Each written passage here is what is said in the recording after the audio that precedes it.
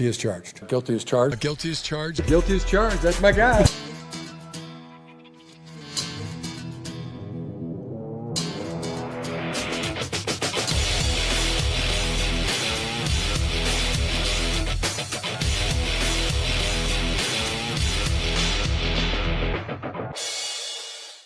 Hey, what is up, everybody? Welcome to the Guilty as Charged podcast. My name is Steven, and I am the host. I am not a huge fan of Burger King, but I hear they make good cheeseburgers, on occasionally, and apparently some good offenses, too.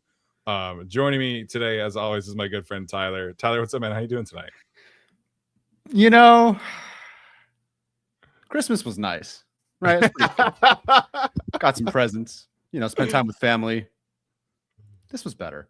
I'll tell you what, man, that game against the Patriots and the result of that game, that was kind of a bummer. Losing in the playoffs was kind of a bummer. But this morning, that news was kind of nice. And the sad thing is, Steven messaged me like, let's go. And the sad thing is, like, it wasn't like a new signing or something like positive. But I knew immediately exactly what it was. Yeah. Because we were hoping for this news. And we'll obviously talk about the Greg Roman and Mike Devlin of it all. But I'm just in a better mood. I'm in a better mood. But here's the thing that's bugging me. And I'll tell you what. This is going to kill me. It's going to make you all sad.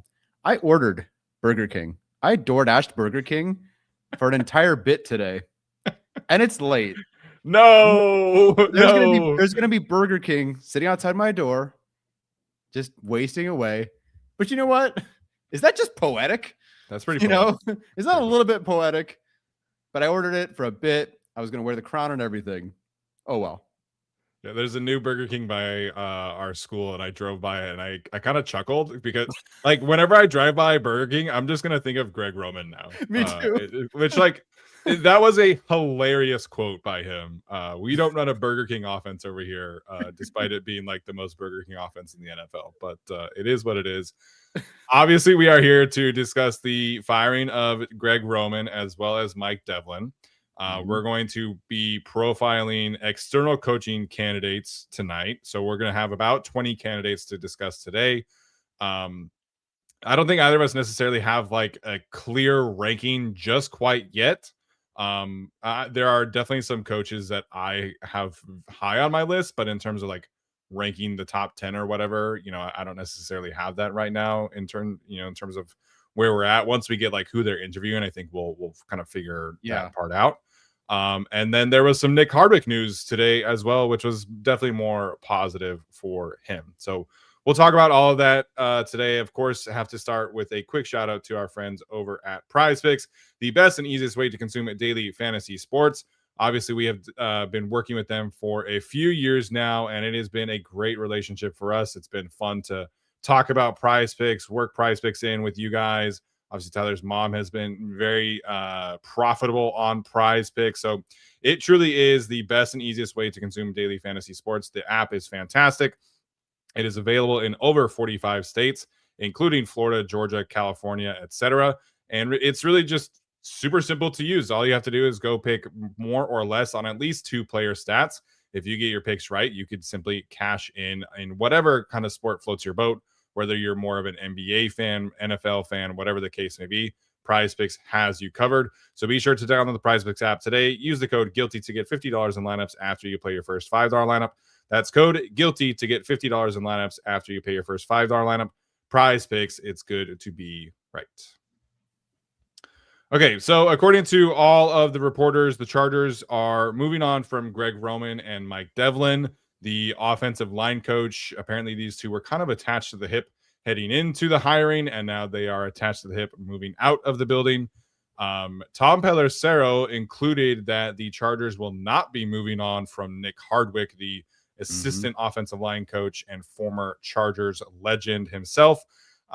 Potentially hinting at maybe a bit of a promotion here. We can definitely discuss that. But we're a few hours removed from this decision being announced, Tyler. Definitely a couple days away from the Patriots loss. Are you surprised that this actually happened? And what's kind of your reaction now that we've had some time to sit on it, aside from being happier than Christmas? Yeah, tough to beat Christmas, but here we are. As far as being surprised, was it very obvious that something needed to change and that things were bad and Greg Roman was a part of that and a large part of that? Absolutely. So in that regard, there's no surprise. But when as Jim Harbaugh, when you bring on your guy, I mean, before they even hired Greg Roman, we were like, that's kind of got to be Greg Roman, isn't it? Because it was just kind of that attached to the hip thing and the loyalty. And I mean, they're buddies. There's pictures of them with their RVs together. It's a very difficult thing. And Jim, is very loyal, potentially to a fault. And so I really did think it was possible that they kept him. And I would have bet money on them keeping him. But I'm glad they didn't, because it was so clear and obvious that something needed to change. And I think that the players after that loss, Daniel Popper did a good job reporting on the comments / non-comments from the players. They weren't exactly of Greg Roman after that loss. And I felt like this was now on the way after hearing Popper kind of go off in the Substack. And of course, in his article this morning as well, because, he had been very much like, hey, the organization really supports Greg Roman. They really support Greg Roman. Fans, and listen, we do this all the time. Fans are always more like extreme and, more polarized than usually an organization is. So when Daniel Popper was like, yeah, this guy's got to go.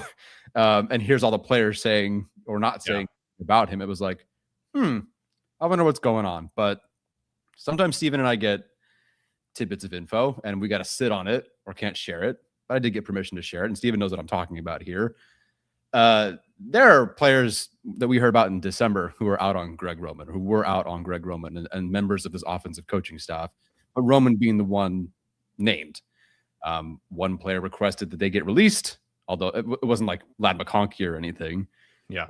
Part of it. A certain very good receiver didn't like this staff very much, specifically that guy. And while Herbert is a big Shane Day fan, it sounds like he's a very big Shane Day fan. And that's maybe about as far as that goes. Yeah. So, I mean, with the things that we had heard from Daniel Popper and all that post game, with this happening, with the things that we had heard in December and kind of had to sit on, this has been potentially brewing for a bit here. And I think when you saw Jim Harbaugh finally just kind of like eke out there's a little bit of a crack there, right? When he was just like, I don't know, I'm going to evaluate everything versus even Greg. We kind of figured this was all like, this has, I feel like, been brewing.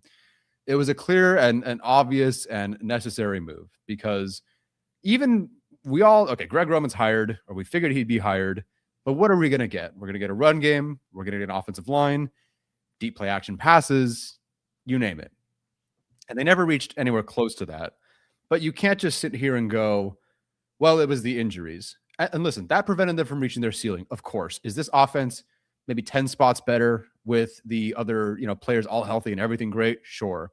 The problem was every time you saw a ranking of them, it was with the Raiders and the Browns and the Titans. I mean, they are below this year in EPA and success rate the Giants and Jackson Dart. Jackson Dart. There you go. Tuipulotu, who fired their coach. The Commanders and Marcus Mariota, who fired their coach. The Eagles and Jalen Hurts and that mess. You're below them. Fired their coach. I mean, Aaron Rodgers and the Steelers, the Joe Flacco Bengals, Falcons, the Texans, the Cardinals.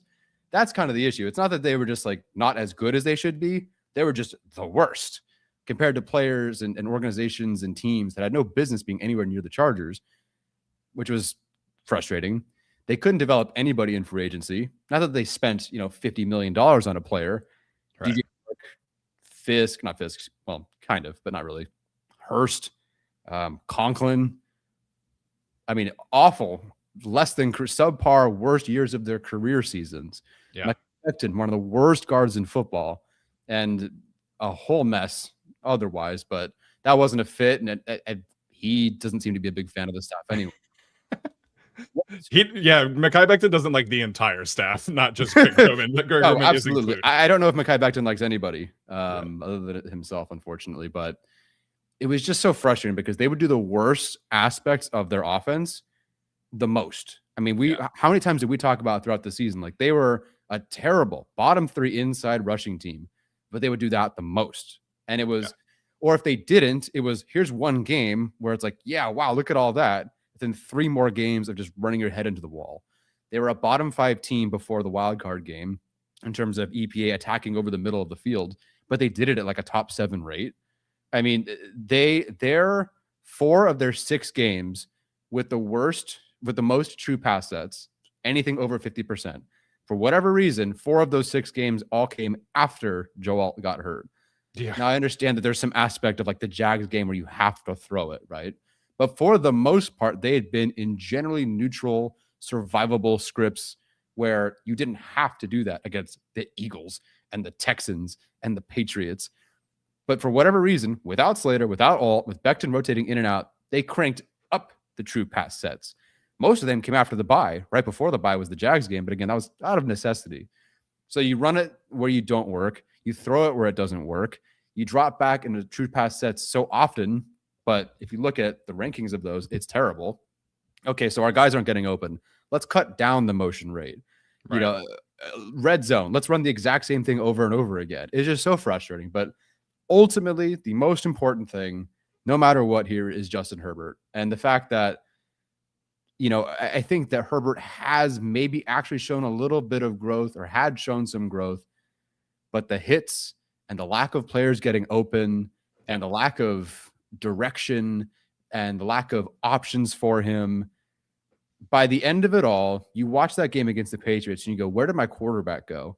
And part of us can say, some of us can say, you know, oh, he choked in the playoffs. Should he have been better? Absolutely. But this is a player who has, it's been cumulative. It's been snowballing. Herbert, by the end of the season, despite holding it all together as long as he could, it kind of got ruined. And unfortunately, Herbert was just going the wrong way. And when your quarterback is looking like that, when you know he could be better, and your receivers are looking that when they could be better, and your options that you have should be better, but they're not, he's got to go. So we've talked about Greg Roman basically for 20 weeks now. So there's nothing really I'm saying here that's completely new. Yeah. But you can just tell, you know, it wasn't an overreaction to one game. It wasn't just one moment. It wasn't just one half.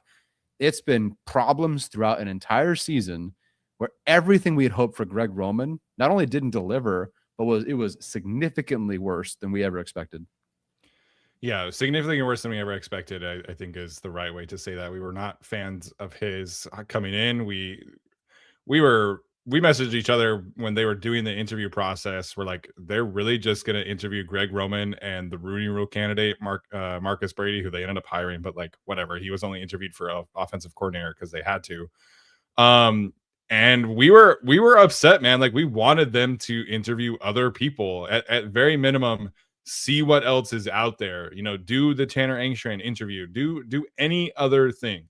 And Jim Harbaugh said, I want my guy back and I'm going to hire him for the 4th time. And I don't care that he failed with my brother. I don't care that he failed in Buffalo. I don't care that our offense failed in San Francisco. I'm going to bring back my guy and it's going to be great. And can you imagine Justin Herbert with a run game? We're still imagining. So it's just, we were not fans of the entire process. The situational play calling for me has been atrocious. Like, watching it on a weekly basis on tape, the Chargers were getting 0 schematic advantages on 3rd down, 0 schematic advantages in the red zone. And essentially, if Herbert was not creating, they were dead in the water. If Keenan Allen was not creating, they were dead in the water. And like, that was the plan, was like, we have Justin Herbert and Keenan Allen and they don't. And it was just so frustrating to watch every single week. The Mike Devlin part of this is definitely not a surprise. Their pass protection plans every single week are horrific. And every single week, this team has 3 or 4 times where, you know, the Chargers are protecting with 6 against 5, and 3 of the 6 are not protecting anybody. And there's 2 free rushers immediately in Justin Herbert's face. And on the second drive, or the second to last drive, I should say, there's a play where the Patriots have 7 guys up on the line. They have 4 guys to the right. They have 3 guys to the left. Bradley Bozeman is very clearly pointing slide to the left, slide to the left. Aronde Gadsden motions to the left and helps out protect, and he's blocking nobody. and the entire interior trio are blocking nobody. And Robert Spillane, who, God bless you, man. Thank you for that quote. Like, we really appreciate that. But Robert Spillane is instantly in Justin Herbert's grill. Like, stuff like that was happening every single week. And, I went back and looked, and the Chargers were obviously offensive line issues and things like that, and everything like that we've talked about. But in the entire season, the Chargers had 5 games where they allowed a pressure percentage under 35%. And 2 of those 5 were with the entire offensive line healthy in the first 2 weeks. One was against the Raiders, who are horrible. One was against the Commanders, who are horrible on defense, and one was against the Dolphins, where they max protected and actually used quick game for once in their life. 5 games out of 18 where the quarterback was under pressure more than 35%, and specifically, like, after the bye, it was like 50% against it was actually like 60% against the Eagles. It was 50% against the Chiefs. It was 50% against even the freaking Cowboys, who are horrible on defense, got 45% pressure.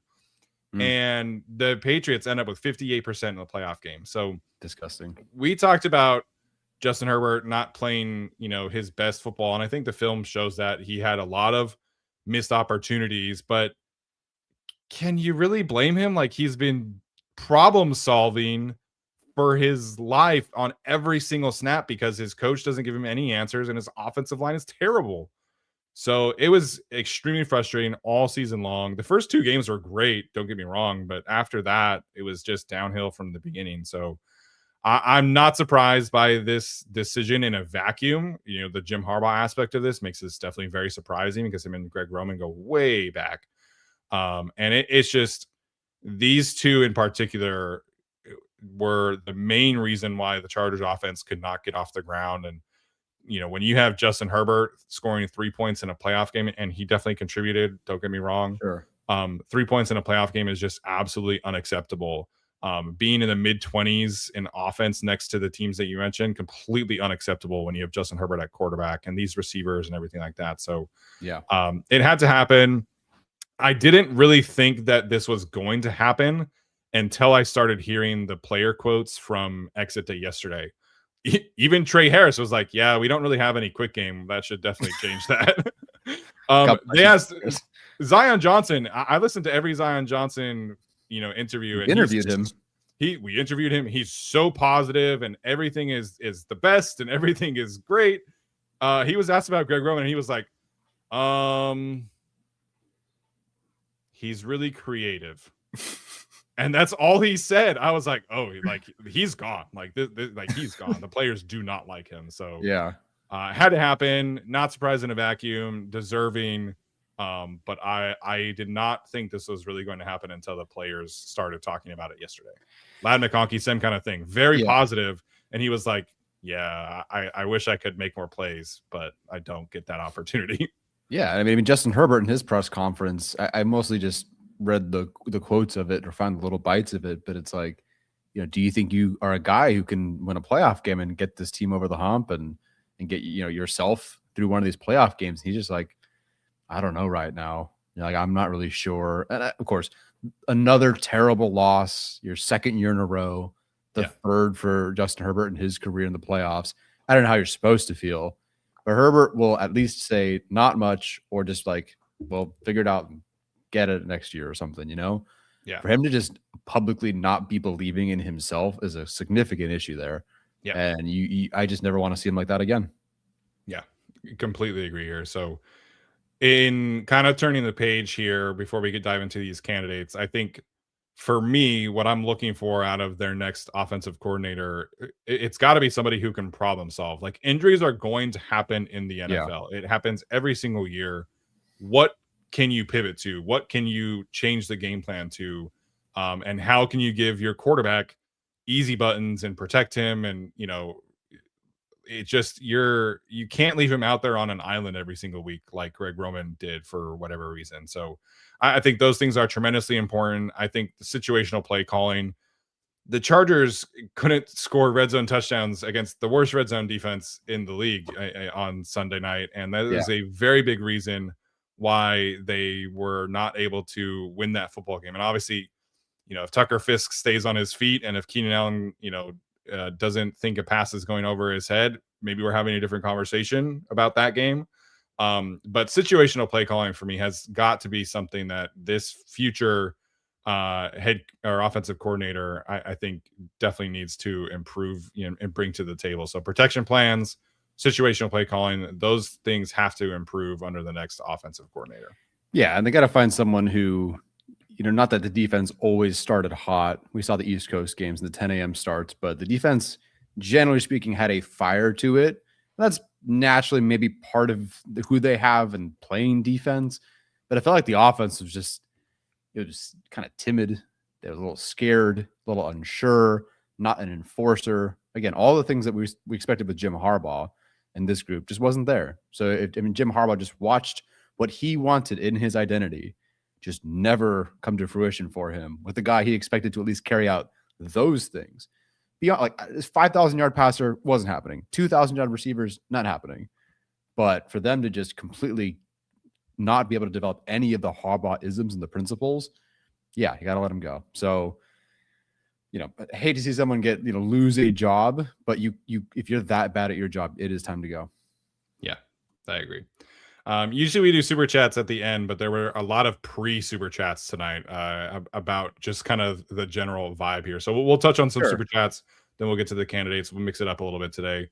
Noah Blue says that he wants somebody from the Shanahan McVay coaching tree who has experience with pocket passers like Herbert and won't turn Herbert into a runner like Daboll. There's a lot of negative energy towards Brian Daboll as a potential candidate, which I'm not surprised about, but a little surprised about considering he was a guy we all wanted back in 2021. So interesting there. I think when it comes to the Shanahan McVay guys, my concern or my question, I guess, about all of these candidates is that the way that Jim Harbaugh wants to play and the way that the Shanahan McVay guys want to play is very different. Jim Harbaugh believes in power football. He wants to establish the physicality. He wants to be able to run the football in between the tackles and pull guards and just create alleys that way.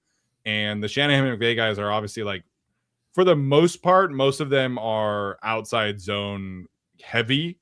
You look at what Kyle and Sean are doing, that's kind of about a 50-50 split right now. But in Jacksonville, it's about an 80% outside zone kind of offense. In Tampa Bay, it's about 80% outside zone. In Seattle, it's 80% outside zone. So that's my big question with all of those particular guys. That doesn't mean they're bad candidates. But I am just overall curious, like, is Jim Harbaugh just trying to get a better version of what Greg Roman was running, or is he trying to innovate the offense? I think is my main question of how he's going to go about this cycle. And that's a great time to bring it up, but we'll get into the coordinators, or the options, I should say, because there is so much variety. And yes, we will have McVay options on there and guys, or McVay disciples, if you will. I'm very curious where they go as well, because not that this is a McVay Shanahan guy, but like, they brought in Marcus Brady as a pass game coordinator, which was unlike what they had done before. Yeah. If I'm not mistaken, Greg Roman never had a pass game coordinator work with him. So that is a little bit different. Obviously, you bring in Shane Day. I don't think that means nothing. I believe Shane Day would be sticking around. Those things don't mean nothing. And I think that if the Chargers ultimately go get Tyler Linderbaum, TBD on the right guard, but generally speaking, if they do want to change their offense and the way they run, they've got the guys who can do that. If that's Zion comes back for weeks right there. Yeah. You get Linderbaum. Let's say Zion comes back. That's a lot in the offensive line, but fine by me. You draft a right guard in the first or second round. They're probably pretty athletic, and you can run whatever you want. So I think that if they do want to pivot, and if Jim Harbaugh does want to maybe modernize a bit, or at least find a middle, between what he wants and what maybe Herbert might need, or what works for this group, I think they have the personnel to do that. Yeah, I agree there. Edgar says, just when I thought I was out, they pull me back in. I think that's kind of how you are feeling as well, with the recent news and everything like that. Yeah, I was going to spend, if Roman stuck around, I would have just been cynical and grumpy, and the game would have broken me. And unfortunately, we'd all have to sit here in the cesspool of negativity, or just wait to just get through at least half the season for that to show us that anything has changed. Whereas now, for better, we'll see who the hire is, right? Because I did handstands for Harbaugh, then they hired Greg Roman.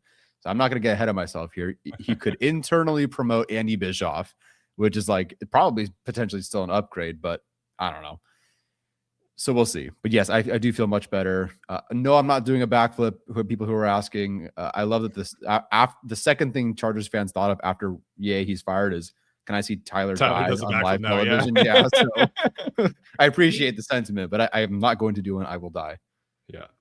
NSN says, Giro, you did your best. Let someone else try. Mr. Chow Chow wants to know if Roman was too stubborn or incapable of adjusting. I think we both agree yes there. Both. Athir says, the heat is on, my GM. Get it together, my bro, please. Yeah.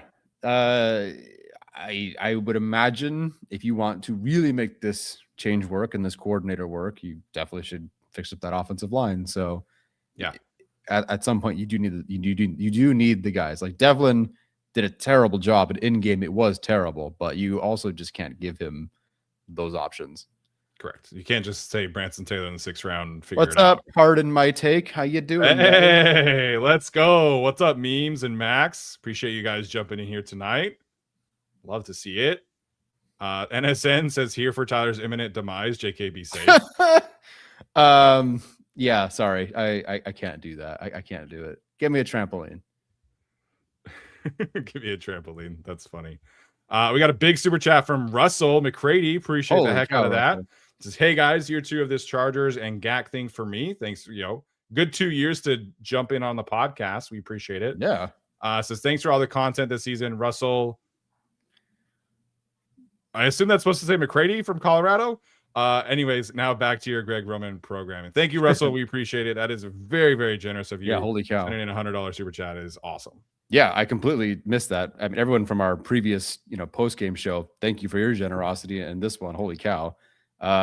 Yeah, year 2, fun, I think. It's at least been interesting. So thanks for jumping on with us. And I'm curious how you're a Chargers fan in Colorado.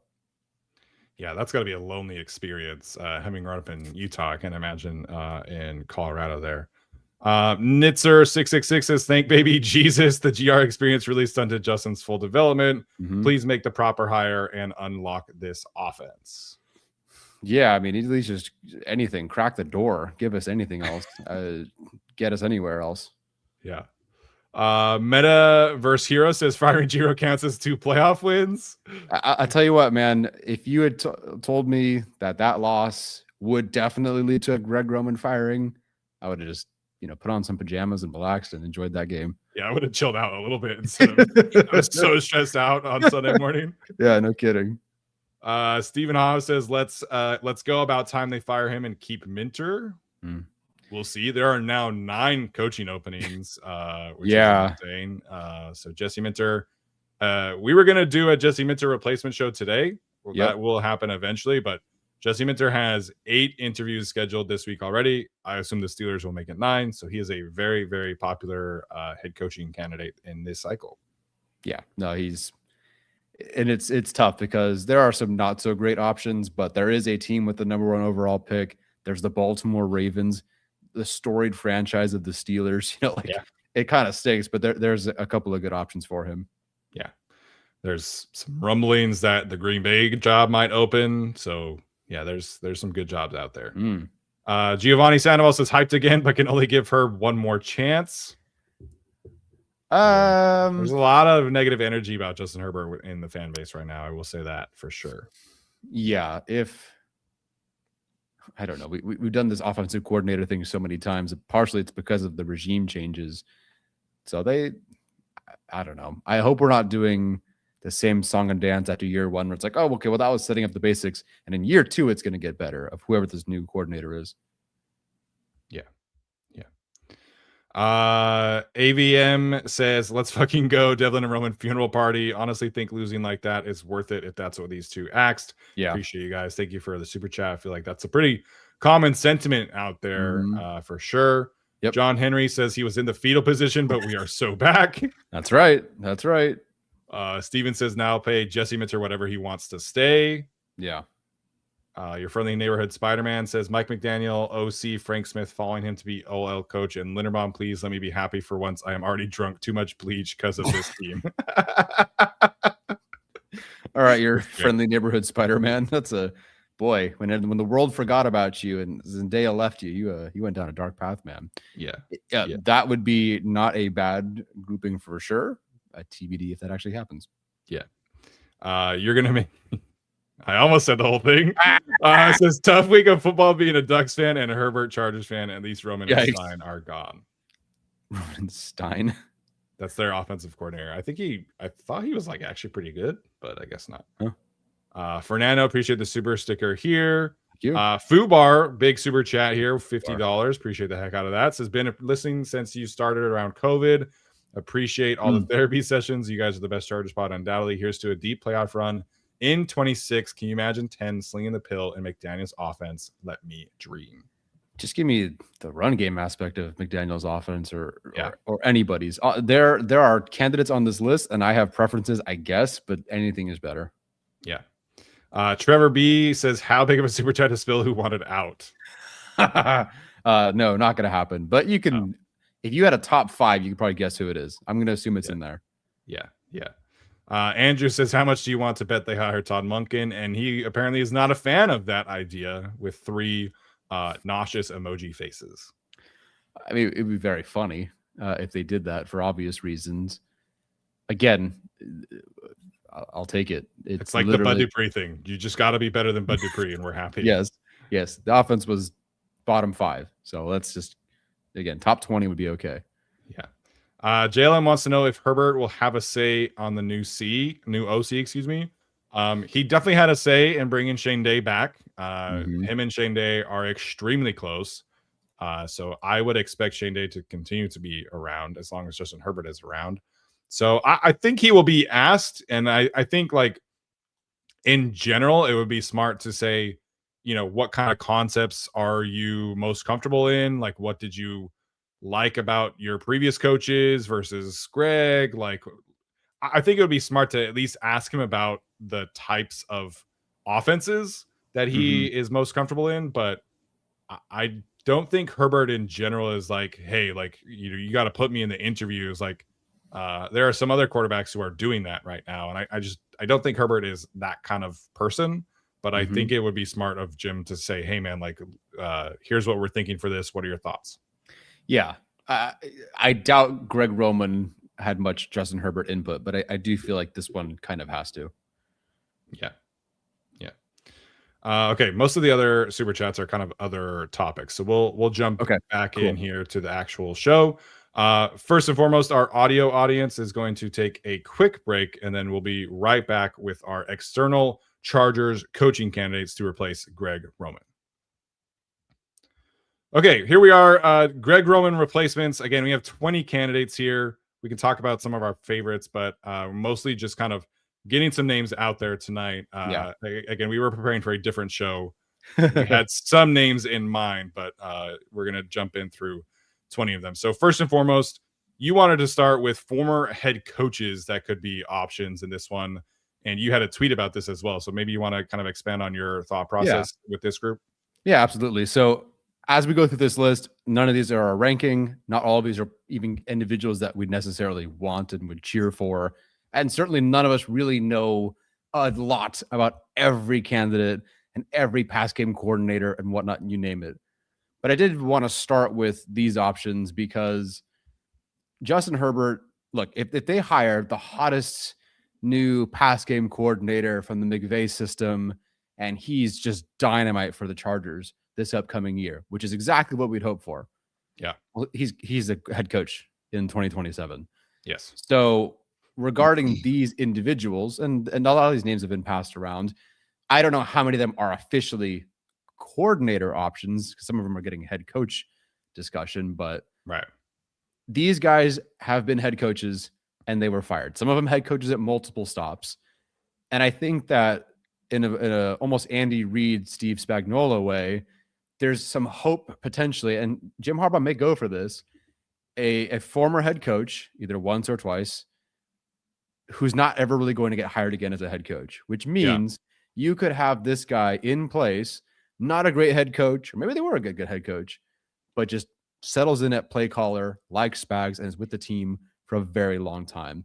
And maybe get some faux interviews here and there. And if it works, like, yeah, they might get another head coaching shot. But these guys strike me as individuals who might have a few years with Justin Herbert rather than some newer guy walking in, being freaking awesome, but then being gone the year after that. Yeah, that's always the risk with the younger guys.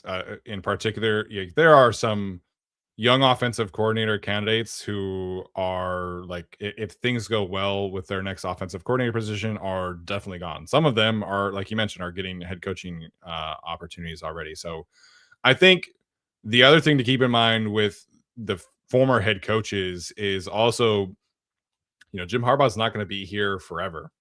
He's not going to continue to coach, forever. And he has a 5-year contract. We're into year 3. So I think this is an opportunity also to potentially snag your long-term replacement. And again, that's 3-4 years, 5 years down the road. I don't really know. But I think there was part of that with Spagnuolo in Kansas City, or bringing Matt Nagy back, and Nagy is obviously, interviewing elsewhere and things like that. It's very much a college thing as opposed to an NFL thing. You don't really get like a, head coach in waiting in the NFL. But I do think Jim in particular is interested in like grooming coaches for future opportunities. And he's been very, in favor of Jesse going and getting other interviews. And he's said a couple of times that they feel like they have 3 other coaches who could be defensive coordinators on their staff. Like he's in favor of developing a head coach in waiting without necessarily like calling it that. So I do think this is potentially something to keep in mind with this group as well, is life after Jim Harbaugh. Yeah, definitely. All right, let's get to half the names that everybody's going to hate. All right, so first on the list, again, not in any order. We did not have Mike McCarthy on our list until actually Ted Nguyen of The Athletic, who does great film work, actually brought this up. And so this is going to be a very tough sell for a lot of people, including yours truly. But one of the people who I respect most brought him up, so I think it's worth bringing up here. Yeah. The one thing that I think is interesting about this, the kind of offensive coordinators that you're looking for me, one thing I'm interested in is potentially bringing in somebody who's in the Sean Payton kind of world, where he can kind of bridge the gap of what Harbaugh wants from a power run game and what Justin Herbert has had the most success in, which is that Sean Payton passing tree. Although Mike McCarthy is probably the least appealing candidate in that regard. But I do think it's interesting that I had that kind of idea brewing, and then Ted Nguyen brought up, potentially, one of the main architects of the kind of Sean Payton system. Yeah, and I'm very curious. I mean, Sean Payton's system, and also some overlap, I would imagine, with his time with Kellen Moore and with Justin Herbert's time with Kellen Moore. Yeah, we didn't see a whole lot of that offense come to fruition, but I thought it started very well. Yeah. So again, some of these names, I'm not going to sit here and like, hey, like I got a bridge to sell you. I'm not doing any of that with these ones, but it's an option. Yeah, other guys we will talk more about, but this is just like Ted Nguyen threw it out there. So yeah, and Brett Coleman agreed. So Brett Coleman liked it as well. And I think there were some other content creators like, yeah, like that actually makes sense. But yeah, I personally would not be a fan. I don't know. Probably not. Another popular one out there is Brian Daboll. So you can see on the screen, he's been around the NFL and college football for quite a long time. Very heavily involved with the Patriots. Obviously went down to Alabama for a year. He coached Josh Allen and the Bills as the offensive coordinator. He was a very popular head coaching candidate in 2021 and ultimately chose the New York Giants. So he did win a playoff game with Daniel Jones, which I think is a tremendous achievement, even though after that was pretty much all downhill. Mm-hmm. He is largely credited with Josh Allen's rise, subsequently Daniel Jones's fall, I guess. There are some things that I think you can like about Brian Daboll, some things that you don't like about Brian Daboll. But to me, if you're getting like a head coach who's not going to go anywhere, I think Brian Dable is a pretty good candidate, and he is very much rooted in like power run game, play action offense off of that. There are a lot of similarities between, what the Patriots have, usually done and what Jim Harbaugh wants to do also. So this is not the worst thing possible. And then Andy Bischoff, obviously former Giants tight ends coach, connected with Brian Dable. Yeah. So obviously when Brandon Staley ended up being the hire, well, Brian Dable was the hire for about one evening. Yeah. Adam Schefter tweeted that it was Brian Dable. Yeah. So almost for half a second there, he was the Chargers head coach. And I am very curious how his career and Herbert's career would have gone had they paired up, because it was sort of an unwinnable situation with the Giants, but then things also kind of unraveled. The guy's not a head coach. It seems that he is not head coach material, but now it's been a few years, but with Josh Allen and the Bills, there were two things that were very apparent at that time, other than Josh Allen is good. One, it felt like the passing games actually built upon each other, and there were things set up in game that were used to exploit the defense later in the game or week over week. That was apparent. I really liked that. And the second thing was, at that point, I don't recall what it was, but there were some games where they'd be up 30 and they'd want to just get up 40 and 45. Like there was a point where the Bills could do whatever they wanted and just ran up the score on anybody. And I thought it was kind of fun to watch. Like, what could Herbert do with this kind of play calling and this kind of system with him? So I think the aggressiveness, I think some of the overlap, I just think the general building upon itself kind of plays. I think that all kind of works. Yeah, I think situationally, they were always really, really good buttoned up in Buffalo in that regard. It was one of the main selling points was that their red zone offense was a tremendous asset for them. This was a guy there was a ton to like coming out of his tenure in Buffalo. The ending in New York is certainly notable here. We'll talk about his former offensive coordinator later here, but just the personality standpoint, I don't think this is a good fit with Jim Harbaugh. Like Brian Dable has, a very strong personality. He's very, into his own way. Like he wants things done very particularly. I think that was a big reason why he was so frustrated with like dealing with a rookie quarterback and everything like that. And there was a lot of desperation out of him this past season. So, it'd be very interesting to see if he gets another chance. Like, what does it look like? Where he probably knows, like, I'm not going to be a head coach again. Like, that was probably my only chance. And I'm semi interested in Brian Dable. I don't think he's like tops of my list, but I think he would make the list. Yeah, at minimum, he's been more successful as a coordinator than Roman has lately, and I'll take that. And heck, they were almost as successful this year with that mess of a situation. Yeah. Kobayashi points out, I get egomaniac vibes from Dable. Possibly. At the same time, I think, well, if he can handle not being a head coach anymore, and he's can calm down and just be a coordinator with Harbaugh, like McDaniels is an awful egomaniac head coach, but as a coordinator, and what he did with Drake May this year, and what he did, I mean, I guess the Chargers defense did pretty well against him, but it can kind of work. The egomaniac, this guy might not make a great head coach, but as a coordinator, it could work. Yes. I mean, it has worked. Some guys are just better coordinators. For what it's worth, there are heavy rumors that Brian Dable is either going to be the Eagles offensive coordinator or is attached to Brian Flores, depending where Brian Flores might go. So we'll see if the Chargers are even in on this one. Yep. Next one here is Arthur Smith. You want to talk about Arthur Smith here? Yeah. So this is not even an official availability. We don't know. And the Chargers might have to even like hire somebody before they officially know. But Mike Tomlin stepped down today. So the Ravens and the Steelers will have new coaches for the first time since I was in middle school, elementary school, So it's been a minute.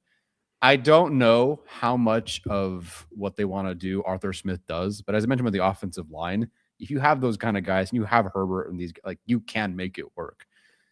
With Arthur Smith in particular, what I was hoping for, like the things that I wanted out of Greg Roman, even just like the bare parts of it, Arthur Smith like has done or did better either recently or with different groups. I mean, the Steelers were 7th in rush EPA in 2025. I think if you were looking for a coordinator who over the last couple of years has developed and created a pretty good offensive line, not that it's all on him, but like if the Chargers are going to get themselves a new center this year, How about the guy whose system had Zach Frazier? Granted, there's no Zach Frazier.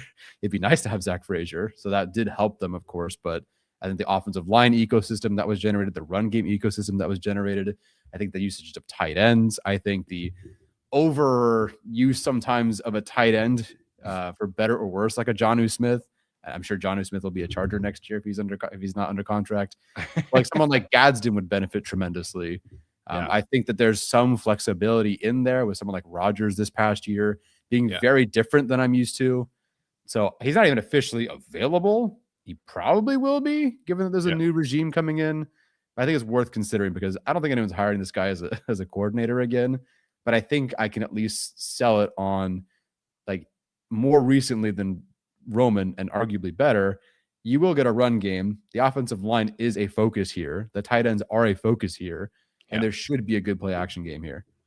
Yeah, I think obviously the big weakness or frustration with Arthur Smith has always been the usage of his pass catchers and, you know, having Kyle Pitts and Drake London and not like using them a whole lot and not force feeding them targets. And, you know, same thing. Obviously the Steelers don't really, they have DK Metcalf, but that's not really a high end option in my opinion. But I think in terms of the rushing identity that Arthur Smith would bring to the football, there is a lot to like for Jim Harbaugh, I think here, you know, with his usage of, you know, downhill run games from his Derrick Henry days. In Atlanta, it was kind of a little bit more varied, but in Pittsburgh, it's been very heavily towards the gap and power scheme concepts. To me, their run game is actually like really, really good. And the numbers stand out with that. They've been one of the teams to most use a 6 offensive line package, and you mentioned the tight end. So I think there is a lot to like with his run game. Obviously, the passing game I think is definitely lacking, and so for me, you would have to make sure that you're bringing in a passing game coordinator that can again kind of like elevate that part of things. But if you're Jim Harbaugh, and your priority number 1 is to protect Justin Herbert, and your priority number 2 is to run the football, Arthur Smith is a pretty good candidate for those two things. Again, I would have my concerns, but if those are your main things, if that is, as a fan, if you want to make sure that Justin Herbert is going to be protected, they're going to have plans for the run game, they're going to have plans for the pass protection, Arthur Smith is going to do that. And of the ones that we've talked about so far, Arthur Smith to me is a much easier sell than the other ones. Yeah, it's not new, it's not innovative, but this is basically like, what if you redid Greg Roman with an actual good version of what that could have been?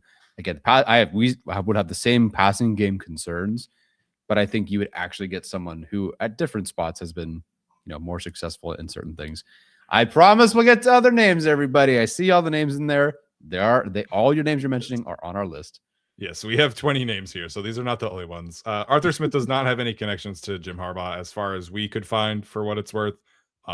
So this is definitely more of a stylistic match than somebody he knows well or things like that. Next one on here, a very popular candidate. I think he is on top of the wish list for every single fan, is Mike McDaniel. Very heavily involved in the Kyle Shanahan world. He was with Kyle up until becoming the Miami Dolphins head coach, where the Dolphins were 12th in EPA per play across his tenure. I think you're talking about, you know, a guy who had 11 wins in 2023, 2 playoff nominees for two playoff berths, I should say, for the Miami Dolphins. I think you get credit for saving Tua's career, even if you're also the coach who ended it. We'll see there. Again, like stylistically, his run game is not rooted in the same things that Jim Harbaugh's run game has usually been rooted in. The Miami Dolphins employed a 285-pound center this year for a reason. It is very much like the polar opposite run game than what you could do with what Jim Harbaugh has been used to. Same kind of deal with the passing concepts. Obviously, he weaponized Tua's quick release, and I think that's, you know, he deserves credit for that. The Chargers never threw any screens under Greg Roman. If they hired Mike McDaniel, they will lead the league in screens. I'm almost certain of it. Very different offense here. But for me, you have to make the call. You have to call Mike McDaniel because he is the top play caller available in any regard here. He has head coaching opportunities. The Browns are interviewing him. The Cardinals have put in a request, etc. I think you have to make the call. You have Shane Day who can kind of bridge the gap here. I do agree that Mike McDaniel should be on everybody's list, but it's a big question for me of can or could Mike McDaniel and Jim Harbaugh, at least bridge the gap of how they want to call plays in the future. Yeah, that is definitely the big question. The question isn't, is he a good play caller? Of course he is. And I think you going from, Tua turned the ball over to Justin Herbert really will never turn the ball over except for this past year, but half of it was freak, half of it because no one was open.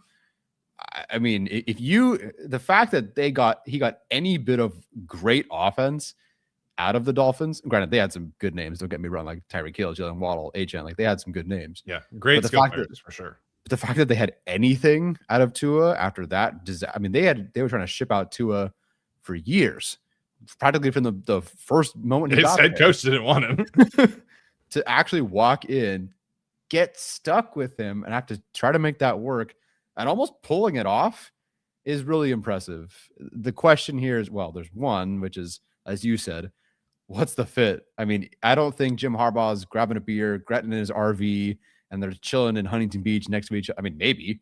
I don't know. Jim, I just don't think is... Definitely not the beer part. Mike McDaniel is renowned, or not renowned. He's renounced reformed alcoholic. Yes. My apologies on making that reference. I'm not meaning that's it for Mike McDaniel here, but it's all good. That's the holdup. That is definitely the holdup here. And the other thing is, okay, you hire Mike McDaniel. He's doing this 1 year, image redemption kind of run. If he's not already a head coach this year, he is next year.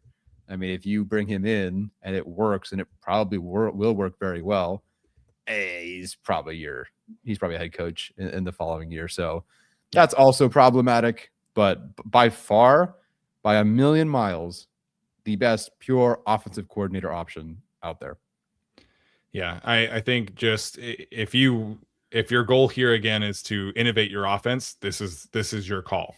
And you could potentially bring with him his former offensive coordinator, who was also on this list, and say Frank Smith is the next guy in waiting here after I go be a head coach somewhere else. Mike McDaniel has a very similar question to ask of Jesse Minter, where if you don't get the opening you want, would you rather just be a coordinator for a year and then be the belle of the ball next year? Or do you want to go take the Cardinals job or the Browns job or whatever?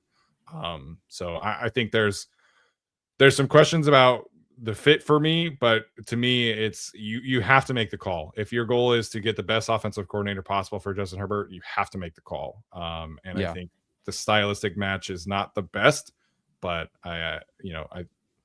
he's so good. You imagine Ladd McConkey in this offense would be insane. Drawn up outside zone stuff for Amari Hampton, insane. I think oh my god, I think it's such an easy sell for Mike. It's just the match with Jim Harbaugh that I think is the big question. Right. Next on this list is Cliff Kingsbury. As far, I don't know. His history has always been the quarterback whisperer, right? So, I mean, making anything out of Johnny Manziel in college, Baker Mayfield, Patrick Mahomes. I mean, he's been around all sorts of quarterbacks. And then, of course, with Jaden Daniels as the rookie of the year. That's a pretty good resume as far as quarterbacks go. It seems like he's more available as a coordinator than, let's say, a Stefanski or McDaniel. I suppose there's a possibility the Raiders could hire him as a head coach, or he can go to Thailand. One of the two. The Ravens have an interview with him this week for their head coaching opening. I think that's the only team interested in that regard. Yeah. What I love about them, unfortunately, we had to see it live, and some of our experience with these guys is just how they played the Chargers. They ran all over the Chargers. And the fact that they were even half decent this year in the run game is really impressive, trying to make it work with Mariota. Washington over the last 2 years has been 6th in rush EPA. There's a small connection here to Kill McDonald for 1 year at USC. So not the strongest coaching ties by any means, but I think if you're trying to get someone with a good run game who can definitely work with quarterbacks, Cliff would be a good one. Yeah, again, very different departure from what Jim Harbaugh wants to run. I think, obviously Cliff has come up through the air raid, and that's what he ran in college. That's what he ran in Arizona. I think he deserves a lot of credit for bringing a more diverse offense to Jaden Daniels and his second opportunity to be a play caller in the NFL. And, he partnered with I think it was really smart for them to pair him with Anthony Lynn and get the run game going that way. That would be kind of funny now that I mentioned that out loud. But anyways, I think Cliff deserves a lot of credit for diversifying his offense. And, again, screens were not a thing under Greg Roman. They would 100% be a thing under Cliff Kingsbury.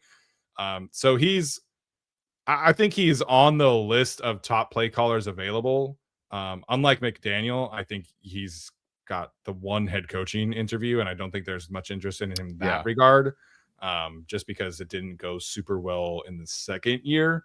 But again, I think if your goal is to innovate your offense, if you're Jim Harbaugh, I think you call Cliff Kingsbury and see what he has to say. Yep. So that's all of, I believe, the veteran head coaching options here. It seems like the chat is lukewarm on some and then completely all in for Mike McDaniel. So clearly there's a favorite here, but I'm very curious now where Chargers fans feel about the rest of these names. Yeah, Mike McDaniel is definitely the favorite among the fan base. I saw a bunch of lists today, and Mike McDaniel was number one on every single list. So, we'll see how it goes. Definitely fair.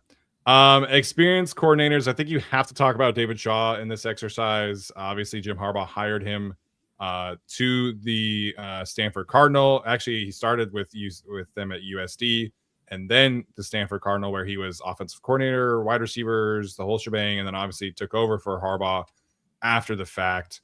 I forgot to put this on the list, but he actually spent the 2024 season working inside the Ravens personnel department. So he wasn't a coach. He was kind of doing a lot of scouting for them. And currently he's been the Lions passing game coordinator, which I think was a really smart move for him. Yeah. Again, just kind of diversifying his experience there, being with Dan Campbell and trying to get more of that Sean Payton aspect of things. I think this is definitely an interesting one.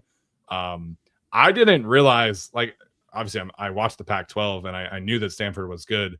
I didn't realize they had 42 draft picks under his name. So you want to talk about talent development and being able to problem solve at Stanford, where it's very difficult to get, 5-star, even 4-star kind of players. It did not end well at Stanford, but I do think that because of his talent development, getting some of that potentially like Sean Payton, Dan Campbell, offense, I think he's at least worth bringing up, and obviously very well connected to Jim Harbaugh. Gotcha. Then Thomas Martinez is saying Broncos front office, not Ravens. I thought it was Ravens.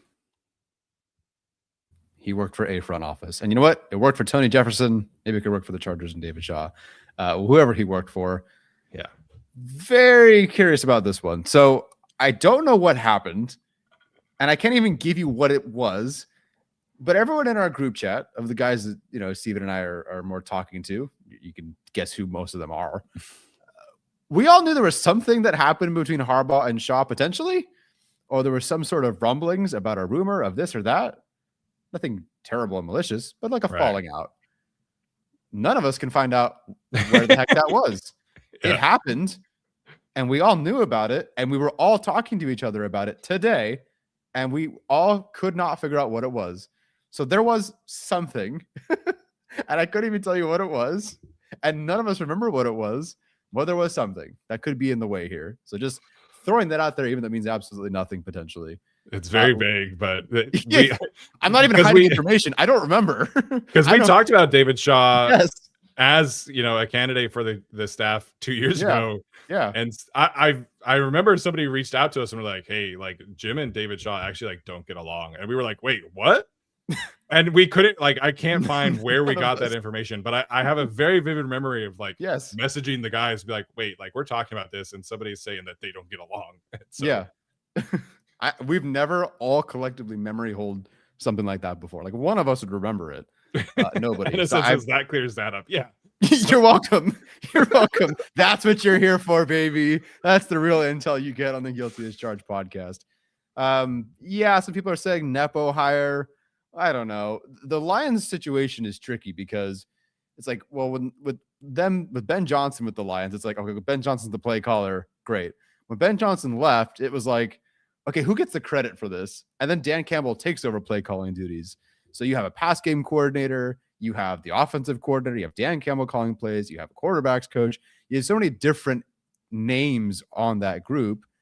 And so it's like difficult to figure out where to give some of the credit, but it's good that he gave himself that, because the last thing we saw was, Stanford head coach, and then it's been a gap of a few years.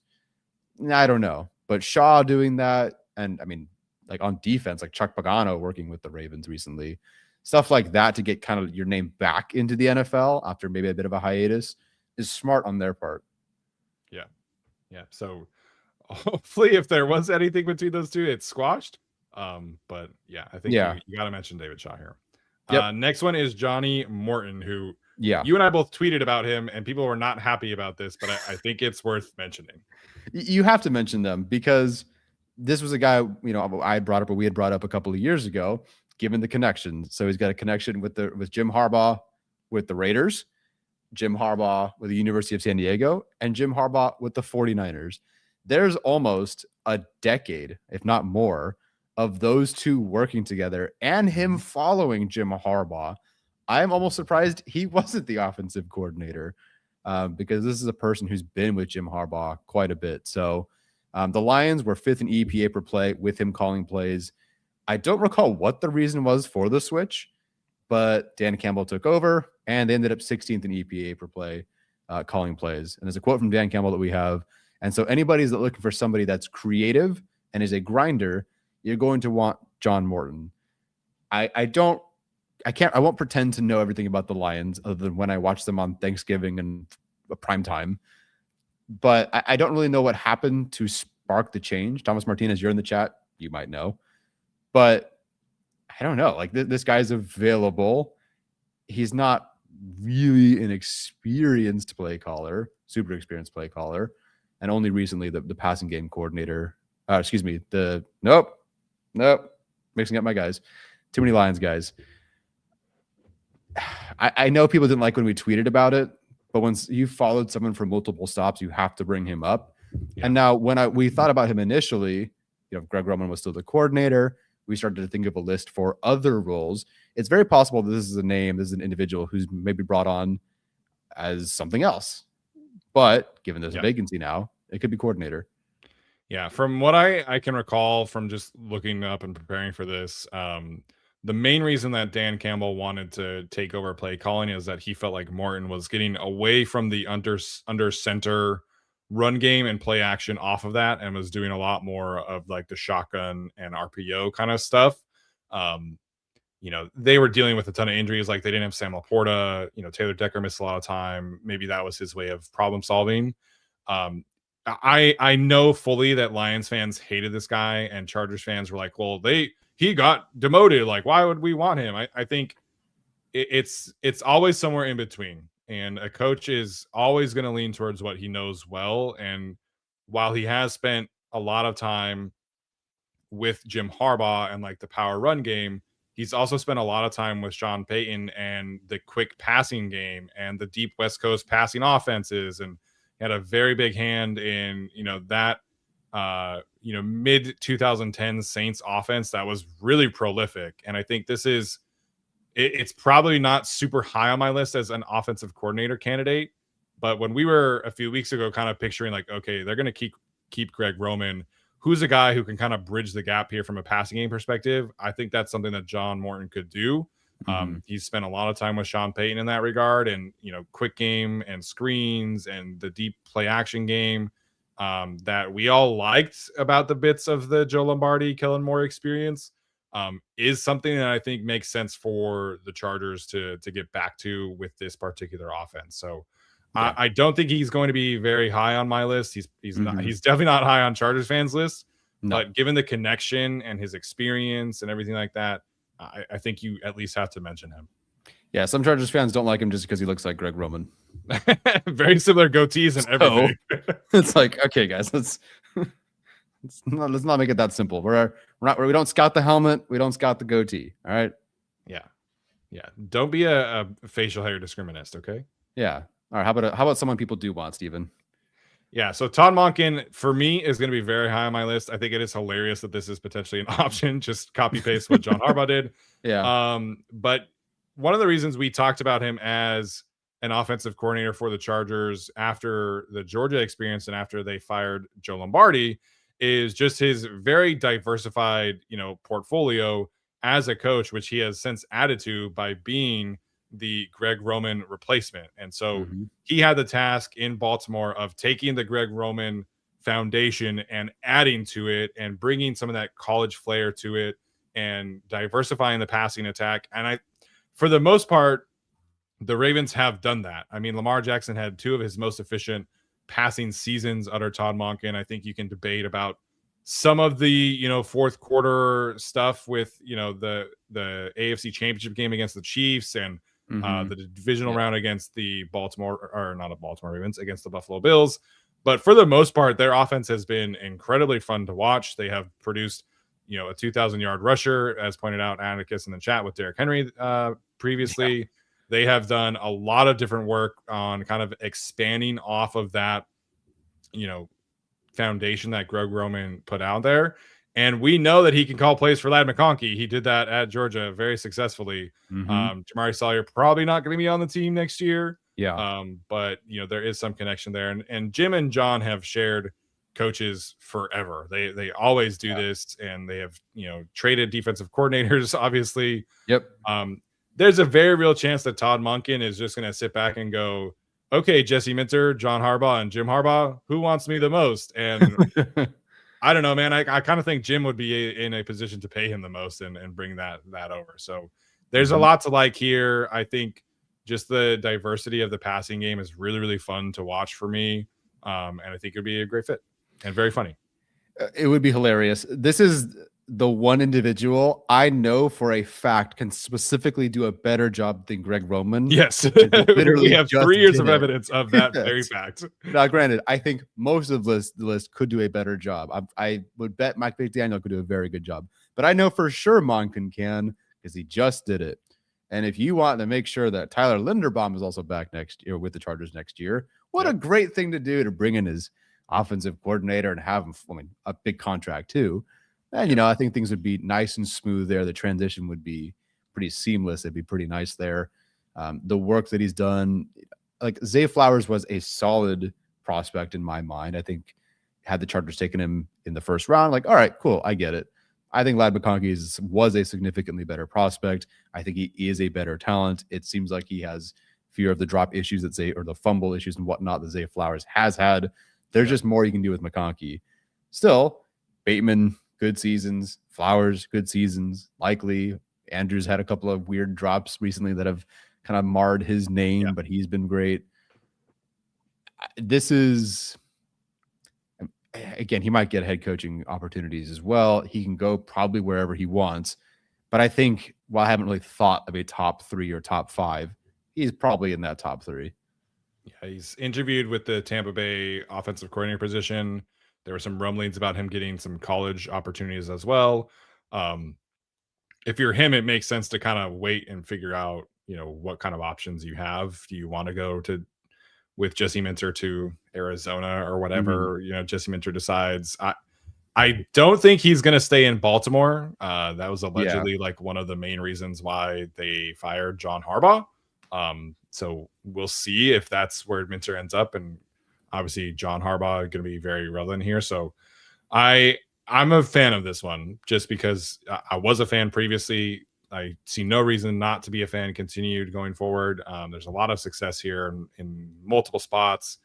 His Buccaneers offense is very different than what he was running this year. So I'm a fan. And like you mentioned, we know he can be better than Greg Roman. Yes. Next on the list is Mr. Frank Smith. Yeah, listen, man, we've wanted Frank Smith back since he left because we were desperate, right, for any kind of offensive line play, any decent offensive line play. And yeah, getting Rashawn Slater and Corey Linsley in the same year is a pretty good way to go about getting a better offensive line. Yeah.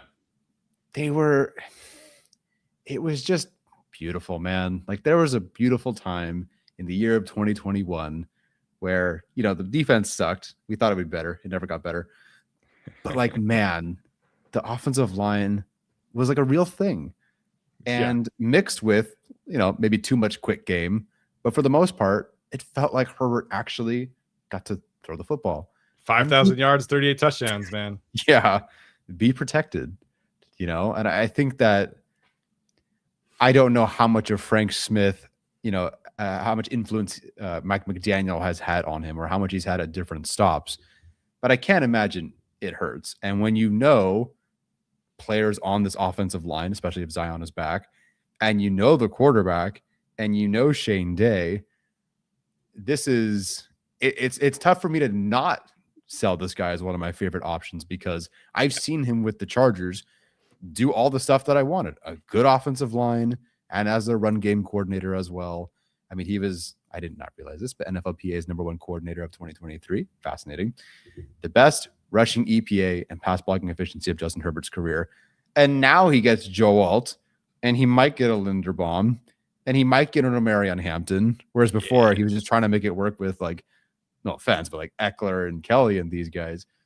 There's a lot of fun stuff that Frank Smith could work with, where I just love that he's an offensive line tight ends kind of guy. And if you get a little bit of that McDaniel rubbing off as well over here, there's a potential here where this guy's like the next thing, but he's so under discussed, I feel like. And the other thing is, not that he was specifically, only his job, but the Dolphins had, like, after Herbert, it was like the Dolphins had the worst offensive line. They were terrible. And then suddenly Frank Smith goes over there, and you're talking about these guys having their careers resurrected, and there were some bad players. But that first year he got there, they went from 3 of the worst 5 offensive linemen in the NFL to, like, 2 guys got new contracts and made the Pro Bowl and All Pro. Couldn't even believe it. It's Frank Smith, man. Yeah, this is a very easy sell for me, and a lot of Chargers fans are talking about him as like, oh, he can come with Mike McDaniel and be the offensive line coach again. And I'm not opposed to that idea. Yes, I think that's a great outcome for me. But I think he should be talked way more about as an offensive coordinator coach, because I think him being a former offensive line tight ends coach and then going to Miami and just again diversifying his portfolio, you go from the Sean Payton tree to Mike McDaniel, Kyle Shanahan, and everything that they were doing. And we saw firsthand the player development, right? And I think he's not the offensive line coach in Miami, but I look at somebody like Patrick Paul, who was a 2nd round pick out of Houston, and his college tape was horrible, man. But he was a physical freak. There were so many tools there, and Patrick Paul was like 10th in PBE this year among offensive tackles, and a lot of that is obviously quick game scheme and things like that. But I think the run game, the quick game, the deep passing concepts that he has in his bag now from Miami as well as Sean Payton, I think there's a ton to like here. And I think part of this hire has to be getting Justin Herbert more comfortable in his own skin. And that has been the main thing that Frank Smith has done everywhere he goes. And we had Ode Abushi on after the season that year. He could not say enough positive things about his relationship with Frank Smith. And the same kind of thing with Martellus Bennett when he was in Chicago. Same thing with Darren Waller when he was in Las Vegas. Same thing now with all these Dolphins players. Like, his ability to get the most out of the people is well identified. So for me, checks the pass protection plan box, checks the run game box, checks the Justin Herbert box, checks the passing box. I think this is a great option that should be much higher on fans' lists. I think people are talking about him as a future assistant or whatever. I think he is a great offensive coordinator candidate for the Chargers. Maybe not for other teams, but given the connection here, I think this is a very high-end outcome if the Chargers are able to bring him back. Yeah, and clearly the Chargers are not opposed, and Jim Harbaugh's not opposed to bringing in people that Herbert is comfortable with, that have been with the organization before. So there's no, overlap here in terms of like Jim Harbaugh or John Harbaugh or Joe Ortiz. But if Herbert is the priority, being able to vertically align between head coach, offensive coordinator, QB coach, and quarterback, that this is arguably the best option in terms of pure alignment as early as possible. The ceiling, of course, is the question. I don't know if there's a McDaniel ceiling in there. I don't know if there's even a Monken ceiling in there, but I just feel like you know what you're getting, and it's only all been positive. And if you just get a comfortable Herbert, a protected Herbert, good run game, good tight ends, the rest, I mean, I will, not that it's settling, but I will settle for that. That's just that's what we hope for with the Greg Roman thing. So I would be all in favor of this hire for sure. Yeah, very high on my list. I think there's a lot of overlap also with him potentially bringing in like other Jim Harbaugh guys. Like he could bring in John Morton to, again, kind of bridge that gap. Sure. He's familiar with John Morton. Ronald Curry, who's later in this list, another guy who's been a Sean Payton and a Jim Harbaugh guy. That could make sense to me as well. So there's a lot of possibilities here with Frank Smith from a staff standpoint. And I just love this idea. I think this was a no-brainer for me. Yeah, me too. Next on here is Mike Kafka, who again also has some head coaching opportunities, could be the Chiefs offensive coordinator in his back pocket. But I think this is interesting for me because, his background as a quarterback guy, I didn't actually know this, but he was the one who called plays for the Giants in 2022 and 2023 when they were like their most successful offenses under Daboll. And then Daboll was on the hot seat, and so he took the play calling away from Mike Kafka. And all of this is going on. The Giants haven't been like world beaters from an offensive production standpoint, but he's been getting head coaching interviews every single cycle, and he was the East-West Shrine Bowl head coach last year, I believe, in 2024. So there's a lot of interest in him as a leader, as a guy who can design offenses. Again, diversifying your portfolio, going from the Chiefs to the Giants with Brian Daboll, very different backgrounds there. I think he's at least worth mentioning. I don't have a real strong take about him. Yeah, there is the Andy Bischoff connection again, from the Giants here. So there are some things to like, some things not to like. It sounds like he might just be the Chiefs offensive coordinator, but worth bringing up, I think, because other teams are also bringing him up. Yeah, I think in his time with the Chiefs is maybe where we can find the most about him. Difficult with the Giants and all the different roles and whatnot. My only concern, other than maybe some unknown, is why is he not someone who's been hired despite multiple at-bats with these cycles? And it feels like people want him to be a candidate, but he goes and I don't know. Some guys are just, they just don't get hired. And they're maybe a faux interview, but they're always thinking of the other guy. But I would just be a little curious why he's not been the guy just yet. Yeah, I think that's totally fair. Next up here is Tommy Rees. I think, very green coach, and some of these coaches are even more green. Former Chargers offensive assistant, former Notre Dame quarterbacks and offensive coordinator at Alabama. So a lot of college ties here. He is connected with Shane Day from his playing days in Washington back in 2014. Mike Elston and him were connected at the hip, as far as I can tell, at Notre Dame. Coach Joe Alt, and there's some connective tissue there. I think one of the main reasons why the Browns pivoted away from Kevin Stefanski calling plays to Tommy Rees calling plays this past year is that Tommy Rees has a much more extensive background in a gap power scheme from his Notre Dame and Alabama days. So schematically, I think this is interesting. He's up until this season, he was considered like one of the next rising star guys. And then the Browns gave him Dylan Gabriel and Shedeur Sanders to work with. So not necessarily like the best quarterback situation. The offensive line was kind of a mess there. The receivers, it was basically just like Jerry Jeudy. He's interesting to me. And just given the connection, it's not Harbaugh or anything like that, but Jim Harbaugh pulled a lot from Notre Dame. There was a lot of, recruiting overlap and coaching staff overlap. I am at least mildly interested in Tommy Rees, given his status around the league.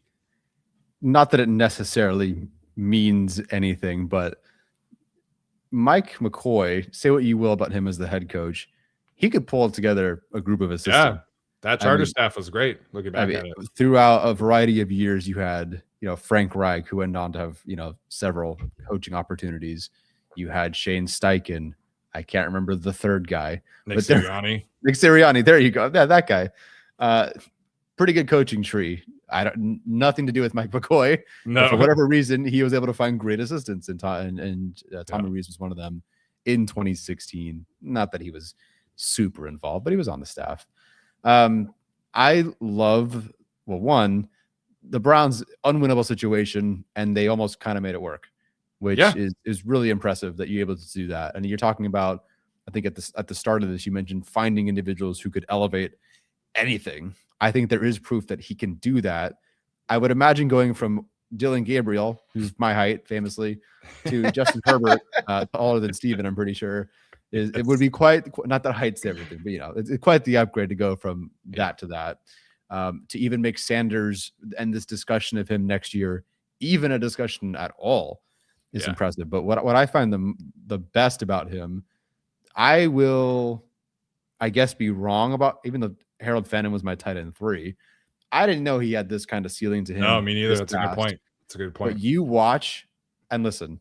I'm not taking anything away from Harold Fenton, but there are plays where, they're just these gorgeous designs, and Harold Fenton is by himself, wide open. The specific utilization of setting things up to get him just wide the F open I was like, that's really nice. I want some of that. You imagine Gadsden with something like that. Poof. So those sort of things mean something to me, even if the guy's just getting like wide open, but that's perfect. Again, the Chargers open score was 31st. So I would like guys that are wide open. Yeah, definitely want more guys wide open. It'd be great. So we'll see what happens here. He could easily follow Stefanski wherever he ends up, and that wouldn't surprise me either. All right, next up here we have first-time coordinators. Something to keep in mind here also, if a person is currently an offensive coordinator, that team can just block the Chargers from even interviewing him. So we're not going to have like Mike LaFleur or Declan Doyle as the Bears offensive coordinator. Those are not happening. Those teams would not let those coaches leave. So these are more kind of like passing game coordinator types. And the first one is the Rams, Nathan Shilhasi. I'm glad you went for it because I think it's Shieldhouse, if I'm not mistaken, actually, now that I say it out loud. But anyway, he's on the list. Nathan, this guy, Mr. Nathan. There's every year. It's okay. Rams, who's their guy? And he's currently their pass game coordinator, as several guys on this list have been a Rams something. And there's another guy later on this list who's been associated with the Rams. The Rams are good. The Rams are a very, very good team. And I know that he's not the run game coordinator and he's not the offensive coordinator, but the run game for the Rams has been phenomenal. And being any of that would be fantastic. The Rams passing attack is fantastic. They've been first in success rate over the last 2 years and fifth in dropback EPA. Now, of course, like any of these guys, McVay, Shanahan, these trees, the question is, how much credit do these guys get? And sometimes you are going to run into individuals where it's like, oh, well, that was more McVay. But I just think that the Rams have done a phenomenal job changing themselves. And you have on here, transition to a 47% gap scheme, the different players that they've used, the different personnel that they use.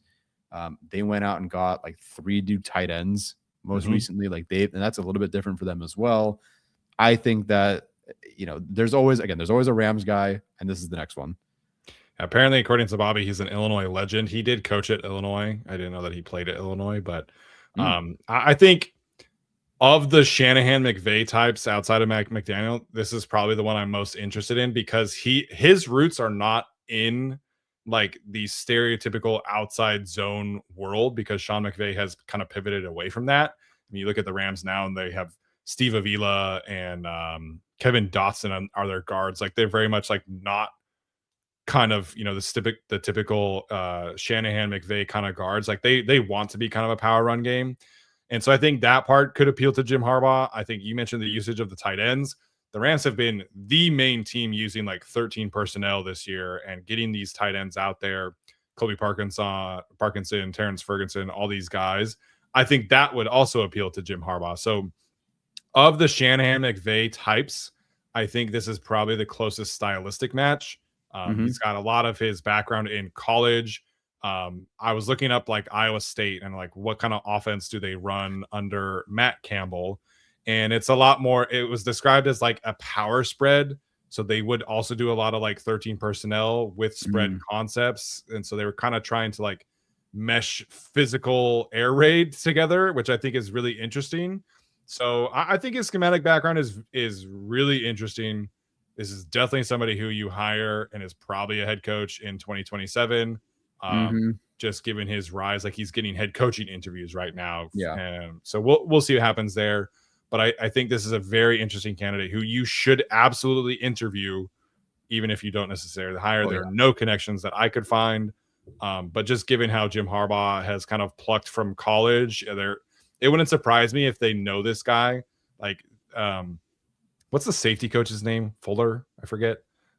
There were no direct ties to him at Florida State, and they hired him. So I'm sure there are some overlap with him. Like they probably know of him. So interview him, please. I think that would be great. But we'll see if this ultimately ends up happening. Any free agent Iowa State running backs that Chad Alexander might be familiar with? Oh, yeah. There you go. Interesting. I don't know if they'd invest in a running back like Breece Hall, but he's available if they hired him. Yeah.